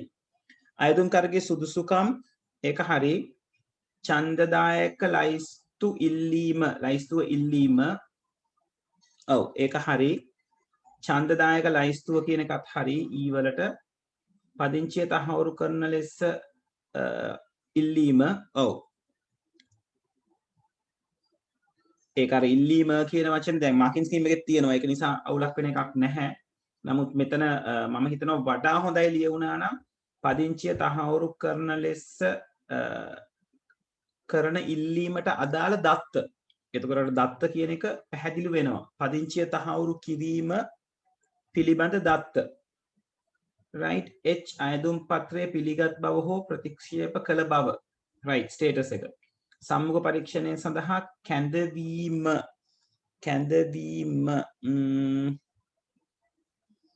ඔව් කැඳවීම එක වඩා හොඳයි. කැඳවීමේ ලිපිය නැත්නම් සම්මුඛ පරීක්ෂණ දිනය වේලාව ස්ථානය වගේ දෙකින් ඉවර වුණා නම් සම්මුඛ පරීක්ෂණයට කැඳවූ අයතුම්කාරුවන්ගේ ලයිස්තුව ඔව් සම්මුඛ පරීක්ෂණ කාලසටහන හරි.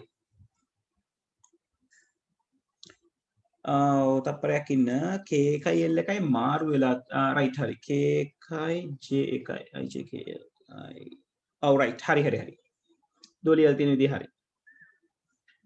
right හොඳයි. පුතේ ඔහොම 2019 ප්‍රශ්න try කරන්න. ඊළඟට එවලා තිබුණා හර්ෂණී ටික බලමු. right හොඳයි. හර්ෂණී A අයදුම් පත්‍රය හරි. B නිවේදනය ඔව්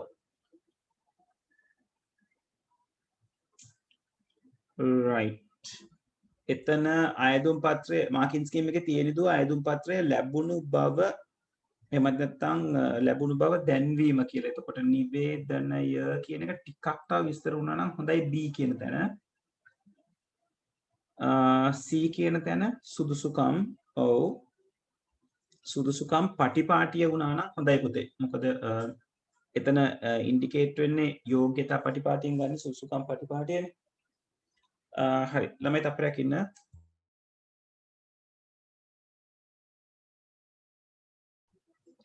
right ඊළඟට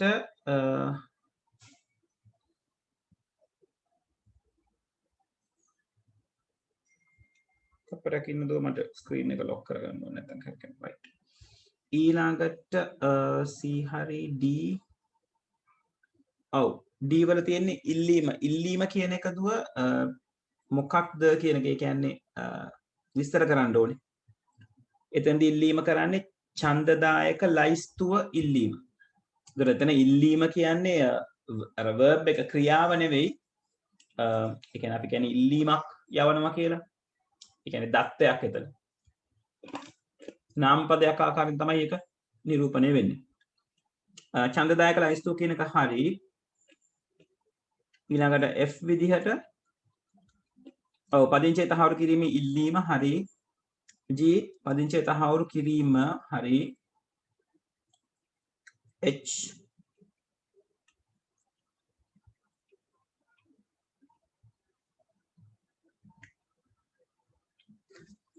එකේ මොකක්ද තියෙන්නේ පිළිගත් සහ ප්‍රතික්ෂේප කර බව කොහොම බලමු මේක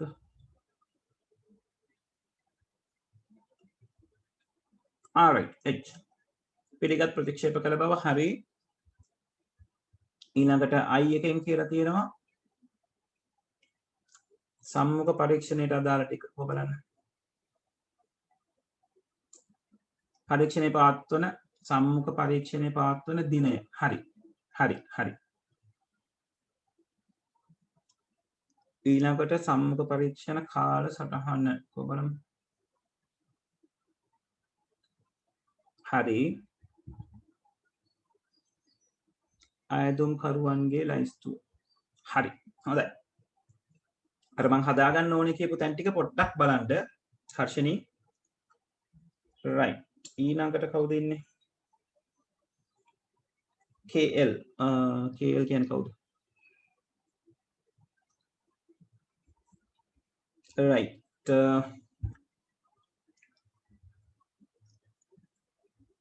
application කියන එක හරි acknowledgement කියන එක හරි eligibility criteria yes ආශේහාර right okay එතකොට application for electoral list ඒකත් හරි electoral list application for residential status හරි residential status හරි acceptance එතන H එකේ දුව acceptance rejection status කියලා එන්න ඕන පුතේ acceptance විතරක් ආවොත් වර්ධන මොකද acceptance විතරක් නෙවෙයි rejection එන්නත් පුළුවන් ඊළඟට interview date හරි interview list හරි ඊළඟට interview schedule හරි right හොඳයි හතර දෙනාම එවුවා මට නේද ඉන්න හතර දෙනා එවුවා right good හරි එතකොට 2019 ප්‍රශ්නේ ඔයගොල්ලෝ try කරන්න ඊළඟ දවසේ ඒක කතා බහ කරනවා අපි පොඩ්ඩක් පාඩමේ ඔතනින් ඉස්සරහට තියෙන ටික කතා කරලා ඉවරයක් කරමු right මම ටියුට් එක ගන්නම් අපි ඔතනට ආවි DFD ගැන කතා බහ කරගෙන ඇවිල්ලා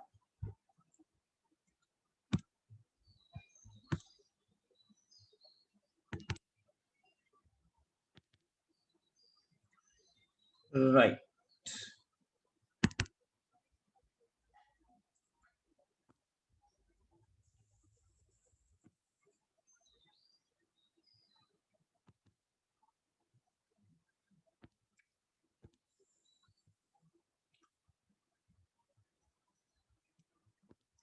හරි අපි එතකොට ඇනලයිසිස් පාර්ට් එකේ තමයි අපි ඔය කියන දේවල් ටික කතා බහ උනේ එතකොට context diagram එකෙන් level 1 diagram එකට යනකොට සාමාන්‍යයෙන් ඒක අඳින්න පහසු කරගන්න අපි අඳින රූප සටහනක් තමයි මේ ලේඛන ගැලීම් සටහන මේකට ඉංග්‍රීසියෙන් කියනවා document flow diagram එක කියලා.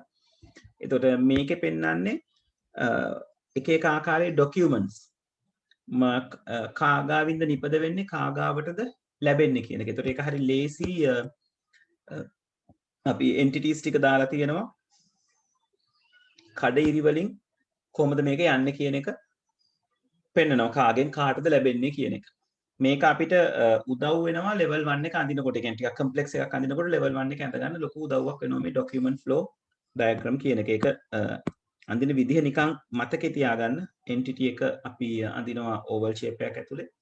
කඩඉරි වලින් අඳිනවා හුවමාරු වෙන document එක මොකක්ද කියන එක. දැන් අපි DFD එකේ වුණත් entity to entity data යනවා නම් කඩඉරිනි පාවිච්චි කරේ. ඒ විදිහටම තමයි මෙතන. වෙනසකට තියෙන මේකේ entities විතරයි ඉන්නේ. ඊළඟට level 1 DFD ගැන අපි කතා බහ කරා.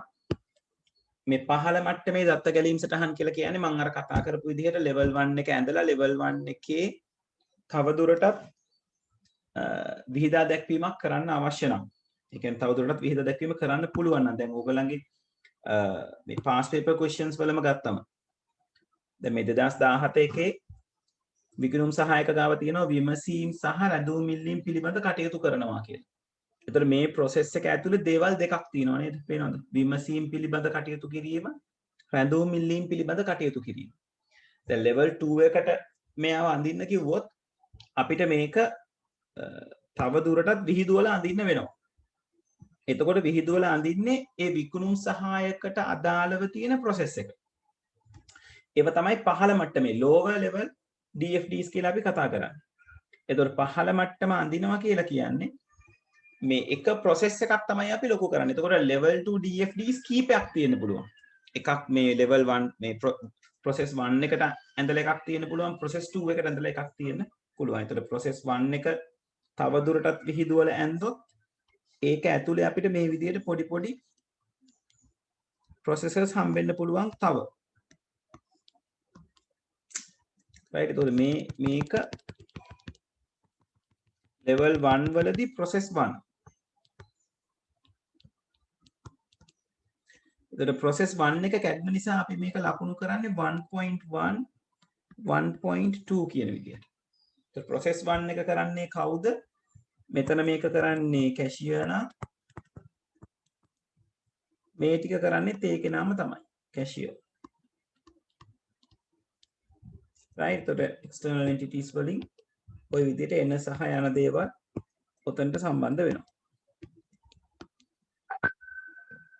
right? එතකොට ඔය තමයි level 1. එතකොට process 1 එක process 2 එකත් අපිට ওই විදිහට දිග ඇරලා පෙන්වන්න අවශ්‍ය නම් process 2 එකෙත් දිග ඇරලා පෙන්වනවා. එතකොට process 2 එකේ හැදෙන පොඩි පොඩි processes අපි නම් කරන්නේ 2.1 2.2 වගේ කියන විදිහට. right? ඒක අපි විහිදුවල ඇන්දොත් 2.1 2.2 ඔය විදිහට ඒක විහිදෙන්න ගන්න. ඒකත් අර විදිහට entities එක්ක සම්බන්ධ වීම එහෙ මෙහෙ තත්ත එහෙ මෙහෙ කිරීම ඔය කියන දේවල් ටික සිද්ධ කරගන්න පුළුවන්. ඕවට තමයි අපි lower level diagrams කියලා කියන්නේ. සාමාන්‍යයෙන් lower level diagrams නැත්නම් පහළ මට්ටමේ ගැලීම් සටහන් අපි කියනවා levels 4කට එහා පැත්තේ යන්නේ නැහැ කොච්චර සංකීර්ණ වුණත් පද්ධතිය කියලා. right? එතකොට මේ විදිහට processors වෙන් කරලා පොඩි මේක පෙරා ගන්නයින් පස්සේ ඒ කියන්නේ තව දුරටත් වෙන් කරන්න බැරි process එකක් හම්බුනාම අපි එයාට කියනවා elementary process එකක් කියලා. මූලික ක්‍රියාවලියක් කියලා. right? දැන් අපේ විභාගීය උදාහරණෙම ගත්තොත් විමසීම් සහ රැඳවුම් ඉල්ලීම් පිළිබඳ කටයුතු කරනවා කියන එක තව කොටස් දෙකකට කඩනවා. විමසීම් පිළිබඳ කටයුතු කිරීම, රැඳවුම් ඉල්ලීම් පිළිබඳ කටයුතු කිරීම. ඒවා එතනින් එහාට කඩලා වෙන් කරන්න බැරි නම් අපි ඒවට කියනවා elementary processes කියලා. එතකොට elementary process එකක් අපි නිරූපණය කරනවා elementary process එකකට අදාළව අපි නිරූපණය කරනවා elementary process description කියලා එකක්. මූලික ක්‍රියාවලි විස්තරය. ඔක කෙටියෙන් කියනවා අපි EPD එකක් ලියනවා කියලා. එතකොට එතනදී ඒ elementary process එක කොහොමද කරන්න කියන එක විස්තර කරලා පෙන්නනවා. දැන් මෙතනදී කියලා තියෙන process ID එක 2.2. ඒ කියන්නේ දෙවෙනි process එකෙත් දෙවෙනි sub process එකක් ගැන තමයි මේ කතා කරන්නේ. එතකොට process name එක payment accept කිරීම මොන විදිහටද මේක කරන්නේ? එතකොට මේ කරන විදිහ ලියන්න පුළුවන් ක්‍රම දෙකක් තියෙනවා. සාමාන්‍ය විස්තරයක් විදිහට ලියන්න පුළුවන්. මේ විදිහට සිද්ධ කරන්න කියලා. එහෙම නැත්නම් අපි programming වලදී ඉගෙන ගන්නවා pseudo code කියලා જાතියක්. pseudo code එකක් විදිහට ලියන්නත් පුළුවන්. right? එතකොට ඔය විදිහට EPD එක ලියලා ඉවර කරනවා. එතකොට DFD එක අඳිනවා කියලා අපි සඳහන් කරන්නේ ඔන්න ඔය elementary process එක දක්වා DFD එක ඇඳලා ඉවර කරනවා කියන එක. එතන මොකද මේ elementary process එක තමයි අවසානයේ programmerට දෙන්නේ program කරන්න කියලා. ඒත් එයාගේ කොටස ඒ process එක එයා program කරනවා. program කරලා එයාට පුළුවන් ඒක ඉතින් ඉස්සරහට ගෙනියන්න. ඒකට මේ වගේ පොඩි processes හැම programmerටම බෙදලා දුන්නායින් පස්සේ ඒ කට්ටිය කරලා ඉවර වෙන ටික එකතු කරලා ඉවරලා ඉවර කරනවා. හරි. එතකොට දැන් ඔය අපි ඇත්තටම කරේ physical data modeling කියන තැන. ඒතර physical data modeling කියන තැන සිද්ධ වෙන පළවෙනි අවසාන දේ තමයි මේක. physical data modeling වලදී සිද්ධ වෙන දැනටමත් තිබෙන පද්ධතිය සඳහා DFD set එකක් ඇඳලා ඒක elementary process description එක දක්වා රැගෙන ඒම ඊළඟට අපි කරන්නේ logical data modeling LDM කියන එක. ඒතර LDM වලදී ගොඩාක් වෙලාවට සිද්ධ වෙන දෙයක් තමයි අර physical data modeling එක. ඒ කියන්නේ දැනට පවතින පද්ධතිය වෙනස් කරලා අලුත් පද්ධතිය කොහොමද හැදෙන්නේ කියන එක ඉදිරිපත් කරන ආකාරයේ DFD set එකක් නැවත නිර්මාණය වෙනවා. ඒ කියන්නේ පවතින පද්ධතියටත් DFD set එකක් තියෙනවා. අලුත් පද්ධතියටත් DFD set එකක් ඇඳෙනවා. ඒ වගේම තමයි අලුතෙන් හදන පද්ධතිය. මේක කම්පියුටරයිස් සිස්ටම් එකක් නේ හැදෙන්නේ. ඒතර ඒකේ දත්ත කොහොමද ගබඩා වෙන්න ඕන කියන එක කතා බහ කරන්න LDS එකක් logical data structure එකක් හදනවා. ඒක data base එක ගොඩනගා ගැනීම සඳහා තමයි LDS එක නිර්මාණය කරන්නේ. ඒතර මේ LDS එකට අදාළව තියෙන කියන්නේ LDS එකක් කියලා කියන්නේ අපි කියනවා ER diagram එකකට parallel කියලා. මේ ER diagram කියන එක අපේ 9 වෙනි පාඩමේ අපි කතා කරනවා. දත්ත සමුදා කළමනාකරණ පද්ධතිය කියන පාඩමේ database management systems. right. ඒතර එතනදී කතා බහ වෙනවා මේ භූතාර්ථ කියන්නේ මොනවාද? සම්බන්ධතා කියන්නේ මොනවාද? සම්බන්ධතා මට්ටම කියන්නේ මොනවාද කොහොමද කියන එක. ඒ නිසා මම මෙතනදී මේක ගොඩාක් විස්තර කරලා කතා කරන්න යන්නේ නැහැ. මේ පිළිබඳ පින්තූරයක් ඕගලන්ට මෙතන පේන්න තියෙනවා. ඒතර මෙතනදී මේ කරන්නේ ස්ටුඩන්ට් කියන entity එක සම්බන්ධ වෙලා තියෙන අනිකුත් entities මොනවාද කියන එක පෙන්ලා තියෙනවා. ඒ වගේම පෙන්ලා තියෙනවා ස්ටුඩන්ට් කෙනෙක් එක්ක මේ සම්බන්ධ වෙන entity එකෙන් එකයිද සම්බන්ධ වෙන්නේ නැත්නම් ගොඩක් සම්බන්ධ වෙනවද කියලා. right මේක දැන් මේ ස්ටුඩන්ට් house leader කියන ටික ගත්තොත් ස්ටුඩන්ට් house එකක් තියෙනවා. house එකට house leader කෙනෙක් ඉන්නවා. ওই විදිහට තමයි අපි එක්ක කතා බහ වෙන්නේ. ඒතර house එකකට students ලා ගොඩක් ඉන්නවා. මේ scenario එකේ හැටියට house එකට house leaders ලා ගොඩක් ඉන්නවා. right ඒ විදිහට තමයි logical data structure එක හැදෙන්නේ. මේ ගැන ලොකු කලබලයක් කරගන්න එපා. ඒක 9 වෙනි පාඩමේදී අපි database management system කියලා කතා බහ කරමු. ඊළඟට මෙන්න මේ business system option කියලා කියන්නේ මේ අපි දැන් යෝජනා කරන system එක නිම කරයින් පස්සේ කියන්නේ මේක හදනවා නම් මේක develop කරයින් පස්සේ develop කිරීම සඳහා කොච්චර cost එකක් යනවද සහ ඒ cost එක යන්නේ මොන දේවල් සඳහාද කියලා client දෙන idea එක තමයි අපි business system options කියලා කතා කරන්නේ. ඒතර මෙතනදී සිද්ධ වෙන්න ඕන වැදගත්ම දේ සහ අනිවාර්ය දේ තමයි මේ කස්ටමර්ගේ තියෙන අවශ්‍යතා අවම වශයෙන්වත් සැපිරෙන ආකාරයේ සිස්ටම් එකක් වෙන්න ඕනේ මෙතන හැදෙන්නේ. සිස්ටම් එකක් කියලා කියන්නේ මේ සෙටප් එකක් වෙන්න ඕනේ හැදෙන්නේ. ඒකට මේ එක එක සෙටප්ස් මේගොල්ලෝ පෙන්නලා තියෙනවා. දැන් මෙතන පෙන්නලා තියෙන්නේ මේ එකම සෙටප් එක වෙනුවෙන් ප්‍රොපෝස් වෙලා තියෙන BSOs 4ක්. ඒතර පළවෙනි BSO එකේ ඒගොල්ලෝ භාවිත කරලා තියෙනවා සර්වර් එකයි කම්පියුටර්ස් 4යි. ඊට පස්සේ ඒකේ දීලා තියෙනවා configurations කොහොමද Pentium 4 428GB hard disk එකක් 2.66 processor එකක් අපි අරගන්න ඕනේ. සහ cost එකේ අගයක් දීලා තියෙනවා. right. ඒත් එහෙම දීලා තියෙනකොට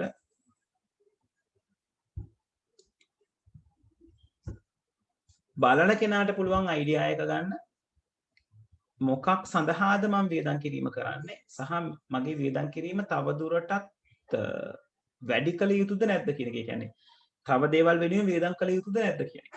ඒතර මේ ඔප්ෂන් එක පාවිච්චි කරන්න පුළුවන්. ඊළඟට මෙතන තියෙන ඔප්ෂන් එකක් එතනදී database model එකක් වෙනම හඳුන්වලා දීලා තියෙනවා. පින්තූරයට දාලා මම කතා කරන්නේ. server එක තියෙනවා terminals 4 තියෙනවා. ඒකේ විදිය තව විදිහක්. ඒ වගේම තමයි multi user management information system එකක් ඉදිරිපත් කරලා තියෙනවා මෙතන. server එක තියෙනවා.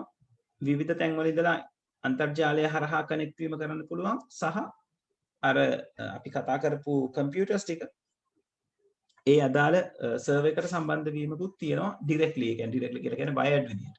wireless විදියට නෙමෙයි. ඒකට යන මුදලක් මෙතන මම පහලින් පෙන්නලා තියෙනවා. එතකොට ඒ වගේම තමයි හතරවෙනි එකේ multi user management information system එක කියන්නේ අර කලින් තිබ්බටත් වඩා ඉන්ටර්නෙට් හරහාම ඩේටාබේස් එකක් එක තැනක තියලා වැඩ කරන කට්ටියත් වෙන වෙනම තැන්වල තියලා එකට බලාගෙන භාවිතා කිරීම සිද්ධ කරන්න පුළුවන්. ඒතර ඔයකටත් එන්න පුළුවන් කොස්ට් එක දීලා තියෙනවා. මේකේ පළවෙනි එකේ කොස්ට් එක අන්තිම එකේ කොස්ට් එක 4.32ක් 4,32,000ක්. තුන්වෙනි එකේ කොස්ට් එක 3,33,000ක්. දෙවෙනි එකේ කොස්ට් එක 3,53,000ක්.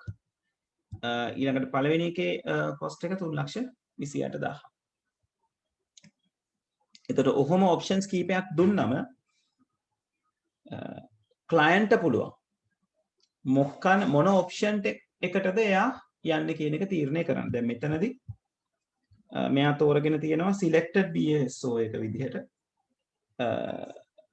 පළවෙනි එක මොකද ඒක satisfy all the essential requirements අත්‍යවශ්‍ය ඔක්කොම දේවල් ටික එකෙන් අපි දෙනවා. minimum cost අඩුම පිරිවැය සහ agreed with client එක agree එකට ඇවිල්ලා තියෙන මේ වගේ එකකින් තමයි කරගෙන යන්නේ කියන එක. හරි. එතකොට ඔය කියන කාරණේ තේරුණාද? PSO එක මොකටද පාවිච්චි කරන්නේ සහ එකෙන් මොන වගේ දේවල්ද සෙටල් කරගන්න පුළුවන් කියන එක.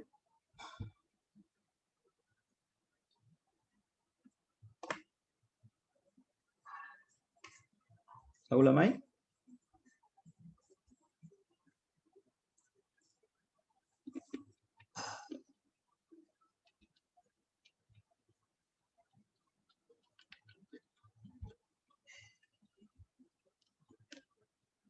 ළමයි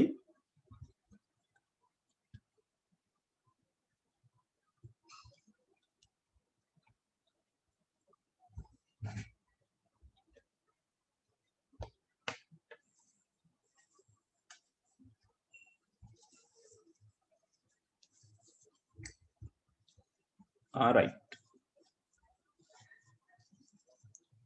හරි එක්කෙනෙකුට තේරුණා කියලා දාලා තිනවා අනිත් කට්ටිය.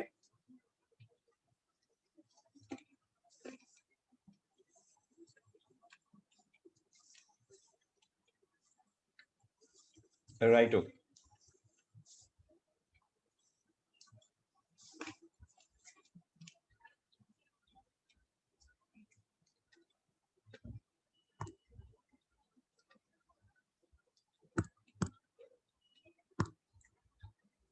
හරි මෙතනින් කතා කරලා තියෙනවා කොහොමද තාර්කික දත්ත ගැලීම් ආදර්ශනය කරන්නේ. ඒ කියන්නේ logical data flow එක මොඩල් කරගන්නේ කොහොමද කියන එක. උදේට physical data flow model එක අපි උඩ කතා කරා. අපේ පවතින පද්ධතියට අඳින data flow diagram එක කියලා. logical data flow modeling කියලා කියන්නේ යෝජිත පද්ධතියට අඳින DFD set එක. එතකොට එතනදී මේ drawing එක ඇතුලේ දේවල් කීපයක් අපි සිද්ධ කරනවා. මේ මෙතන අපි කතා කරලා තියෙන මේ දේවල් ටික. යෝජිත පද්ධතියේ නව ක්‍රියාකාරීත්වයන් සඳහා සහාය දැක්වීමට තාර්කික දත්ත ව්‍යුහය වෙත නව භූතාර්ථ එක් කරයි.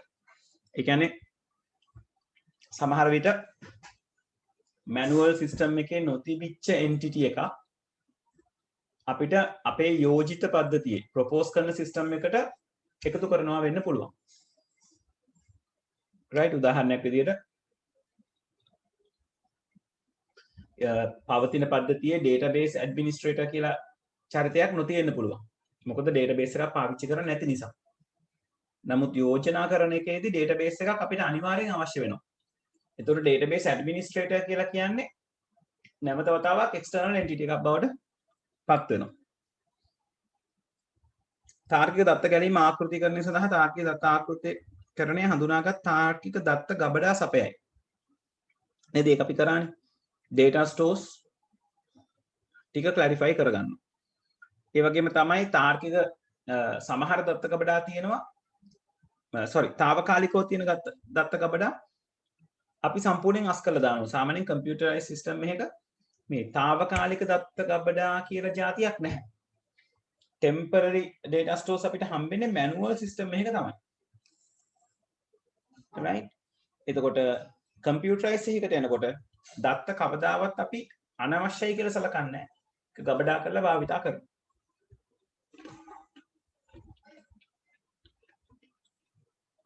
ඒ වගේම තමයි මේ data එක මොඩල් කරගන්නකොට සමහර කාර්යයන් සිද්ධ කරන්න කියන්නේ සමහර කාර්යයන් ඉස්සර process එකේදී යම් කාර්යයක් කරන කෙනා අලුතෙන් හදන data flow එකේදී external entity එකක් වෙන්න පුළුවන්. උදාහරණයක් විදිහට දැන් අර අපි කතා බහ කරපු මේ ගානෙම විකුණුම් සහායක කියන කෙනා දැන් සිස්ටම් එක ඇතුළේ ඉඳගෙන වැඩ කරන කෙනෙක්. විමසීම් සහ රැඳවුම් මිල්ලීම් පිළිබඳ කටයුතු කරන කෙනා. හිතන්නකෝ මේක කම්පියුටරයිස් සිස්ටම් එකක් කරා කියලා. එතකොට විකුණුම් සහායක කියන කෙනත් අර කම්පියුටර් සිස්ටම් එකත් එක්ක ඉන්වෝල්ව් වෙලා තමයි මේ වැඩේ කරන්නේ. එතකොට කම්පියුටර් සිස්ටම් එකට සාපේක්ෂව මේ විකුණුම් සහායක කියලා කියන්නේ බාහිර පුද්ගලෙක්, එක්ස්ටර්නල් එන්ටිටි එකක්. එතකොට අන්න එහෙම කට්ටිය එක්ස්ටර්නල් එන්ටිටිස් බවට පරිවර්තනය කරන්න ඕනේ.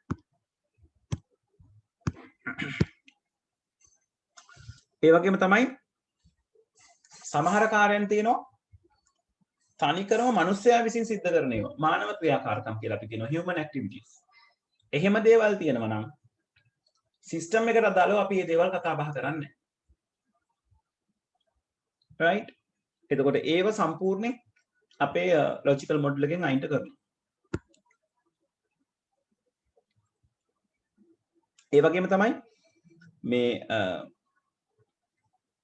මේ අන්තිම පොයින්ට් එකට කලින් පොයින්ට් එකේ අන්තිම පොයින්ට් එකට කලින් පොයින්ට්ස් දෙකේ යෝජිත පද්ධතිය ඕනෑම නව ක්‍රියාකාරීත්වයකට සහාය දැක්වීමට අවශ්‍ය නව ක්‍රියාවලිය එකතු කරයි ඒවායේ ක්‍රියාකාරීත්වය මත පදනම් වූ තාර්කික ක්‍රියාවලි යලි සමූහය මගින් දුරාවලි නැවත ප්‍රතිසංස්කරණය කරයි. ඒ කියන්නේ දැනට සිස්ටම් එකේ තියෙන හයරාකි එකක් තියෙනවා මොන විදිහටද මේක සිද්ධ වෙන්නේ කියන එක. ඒක දැනට පවතින විදිහ. අපි අලුතෙන් සිස්ටම් එකක් හැදුවම ඒ දැනට පවතින විදිය වෙනස් වෙන්න පුළුවන්. දැන් උදාහරණයක් විදිහට ඇටෙන්ඩන්ස් සිස්ටම් එකක් දැම්මොත් ඇටෙන්ඩන්ස් සිස්ටම් එකේ කලින් තියෙන විදිහ තමයි අදාළ ස්ථානයට එනවා, අදාළ පොත පෙරලනවා, අදාළ දිනය භාවිත කරනවා, සිග්නේචර් එක දානවා, වෙලාව සටහන් කරනවා. ඒ කියන්නේ ආපු වෙලාව තහවුරු කරනවා. නමුත් මෙතනදී process එක වෙනස් ඊට වඩා. fingerprint machine එකට ආවා. ඒතරම් මේ වගේ change වෙන්න ඕන දේවල් ගැන changes ටික එතනදී සිද්ධ කරනවා. ඒ වගේම තමයි මේ දත්ත සමුදායක් භෞතිකව නිර්මාණය කිරීම මම අර කලින් කිව්වා වගේ 9 වෙනි පාඩමේ අපි සවිස්තරාත්මකව කතා කරනවා ඕක කොහොමද කන්වර්ට් කරගන්නේ කියලා. right? ඒක නිසා මෙතනදී මම මේක ලොකුවට කතා බහ කරන්න යන්නේ නැහැ. මේ කතා කරන්නේ database එක ගැන. database එකේ fields ටික ගැන. so ඒ fields ඒ දේවල් කොහොමද manage වෙන්නේ කියන්නේ. මට වඩා හොඳින් ඒ කියන්නේ like ඔයගොල්ලන්ට හොඳටම තේරෙන විදිහට database management system කරනකොට ඔළුවට යයි. right? මෙන්න මේ data dictionary කියන එක ගැන මම පොඩ්ඩක් කියන්න ඕනේ. data dictionary එකක් කියලා කියන්නේ මේ දත්ත පිළිබඳ දත්ත තියෙන තැනක් කියලා අපි කියනවා. කියන්නේ අපි සාමාන්‍යයෙන් dictionary එකක් පාවිච්චි කරන්නේ අපිට යම්කිසි වචනයක් විස්තර කරගන්න ඕන වුණාමනේ. ඒතර dictionary එක කියලා කියන්නේ වචන ගැන වචන තියෙන තැන. අපිට අවශ්‍ය නම් morning කියන්නේ මොකක්ද කියලා describe කරගන්න. අපි බලන morning කියන එකට තියෙන අදාළ description එක මොකක්ද කියන එක. එතකොට මේ data dictionary එක කරන්නේ system එකේ කියන data ගැන data තමයි තියාගෙන ඉන්නේ. විශේෂයෙන් fields ටික ගැන. database එක වගුවල තමයි අපි දත්ත කබලා කරන්නේ. ඒතර මේ වගුව මොකක්ද? ඒ වගුවේ තියෙන fields ටිකෙන් මොනවාද සිද්ධ වෙන්නේ? ඒක මොන විදිහටද හැදිලා තියෙන්නේ? right? ඒ fields වලින් මොන જાතියේ දත්තද නිරූපණය වෙන්නේ කියන එක මේ දත්ත ශබ්දකෝෂයේ ඇතුළත් වෙනවා. හරි. මෙතනට වෙනකන් දේවල් ටික ක්ලියර්ද? කන්ෆර්ම් කරන්න.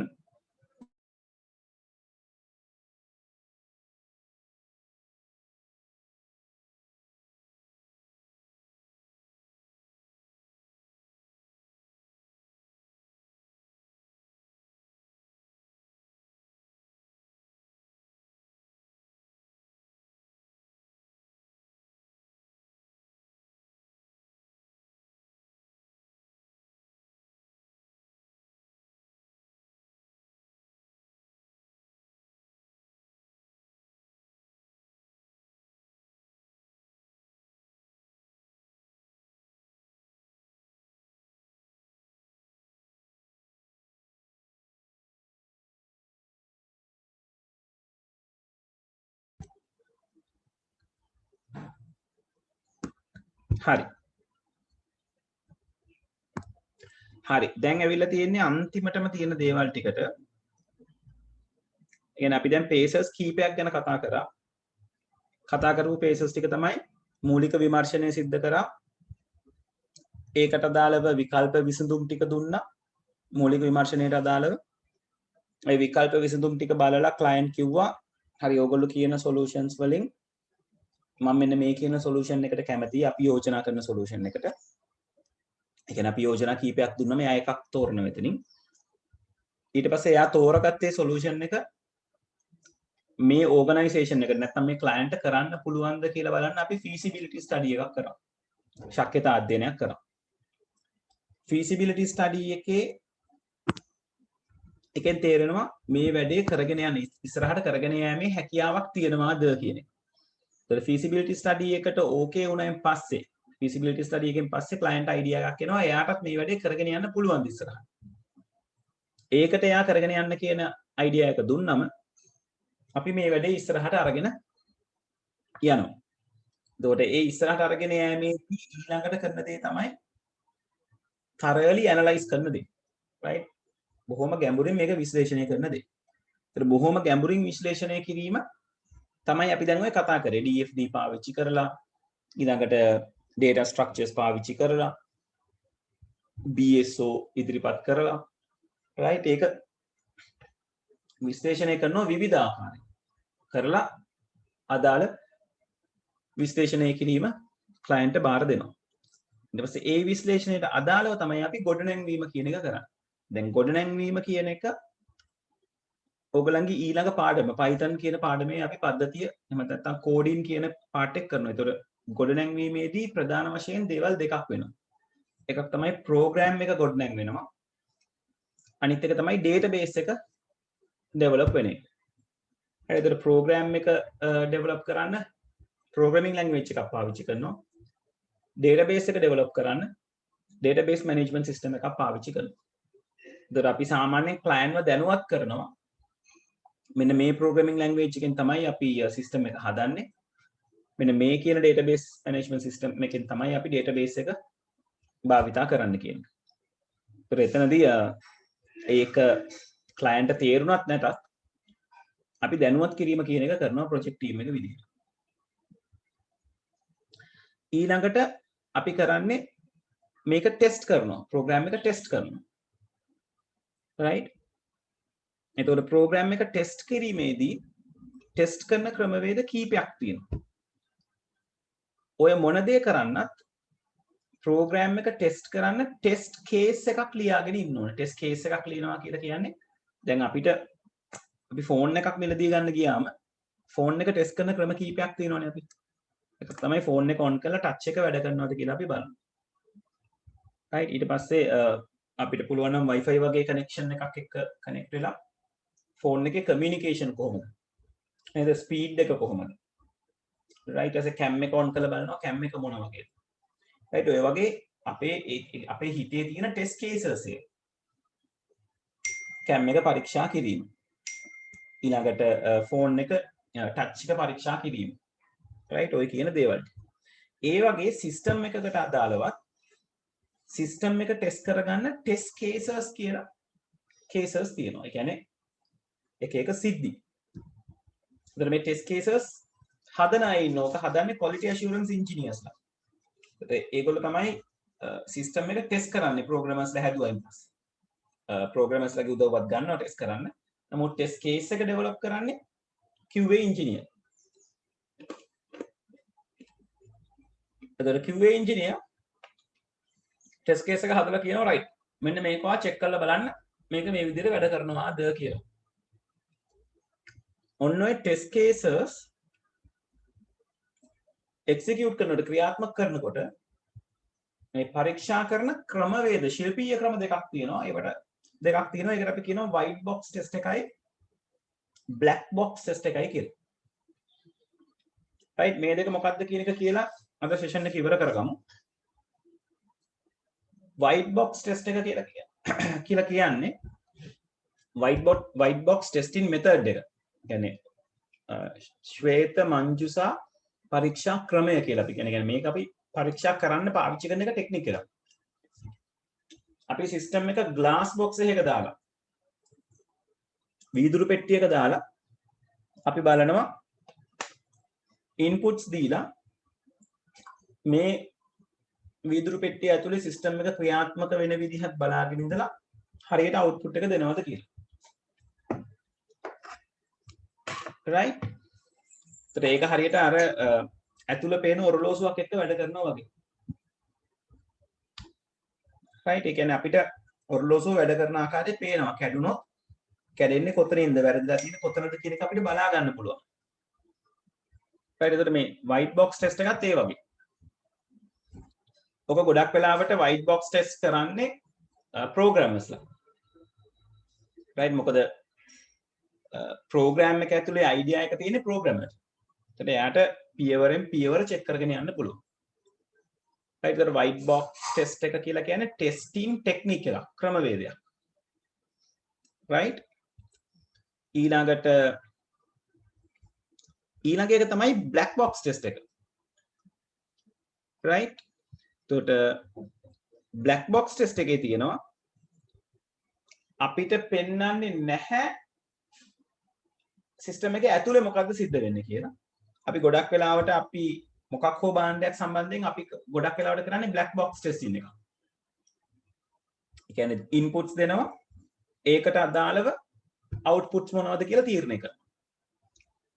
අපි calculator එකක් check කරනවා නම් 10 එකතු කිරීම 20 කියලා දෙනවා 30 උත්තරේ එනවද කියලා බලනවා.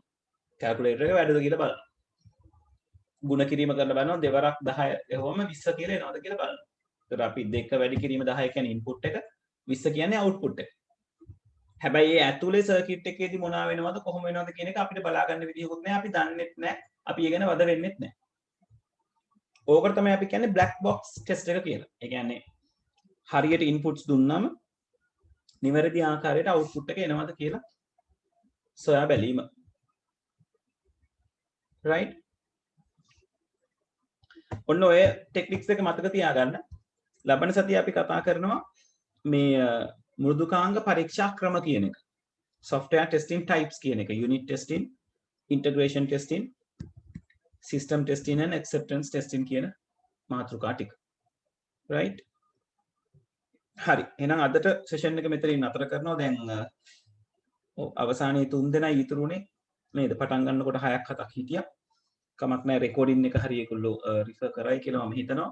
ඒතර next week එකේ 12 ටයිම් එකට එනවා. අද හදිස්සි ඉස්කෝලේට යන්න වෙච්ච නිසා මට ටයිම් එක shift කරන්න සිද්ධ වුණා. right? ඒක නිසා disconnect වෙන්න මම සෙෂන් එක එහෙනම් මෙතනින් end කරනවා. right? okay. Thank you very much කට්ටියටම.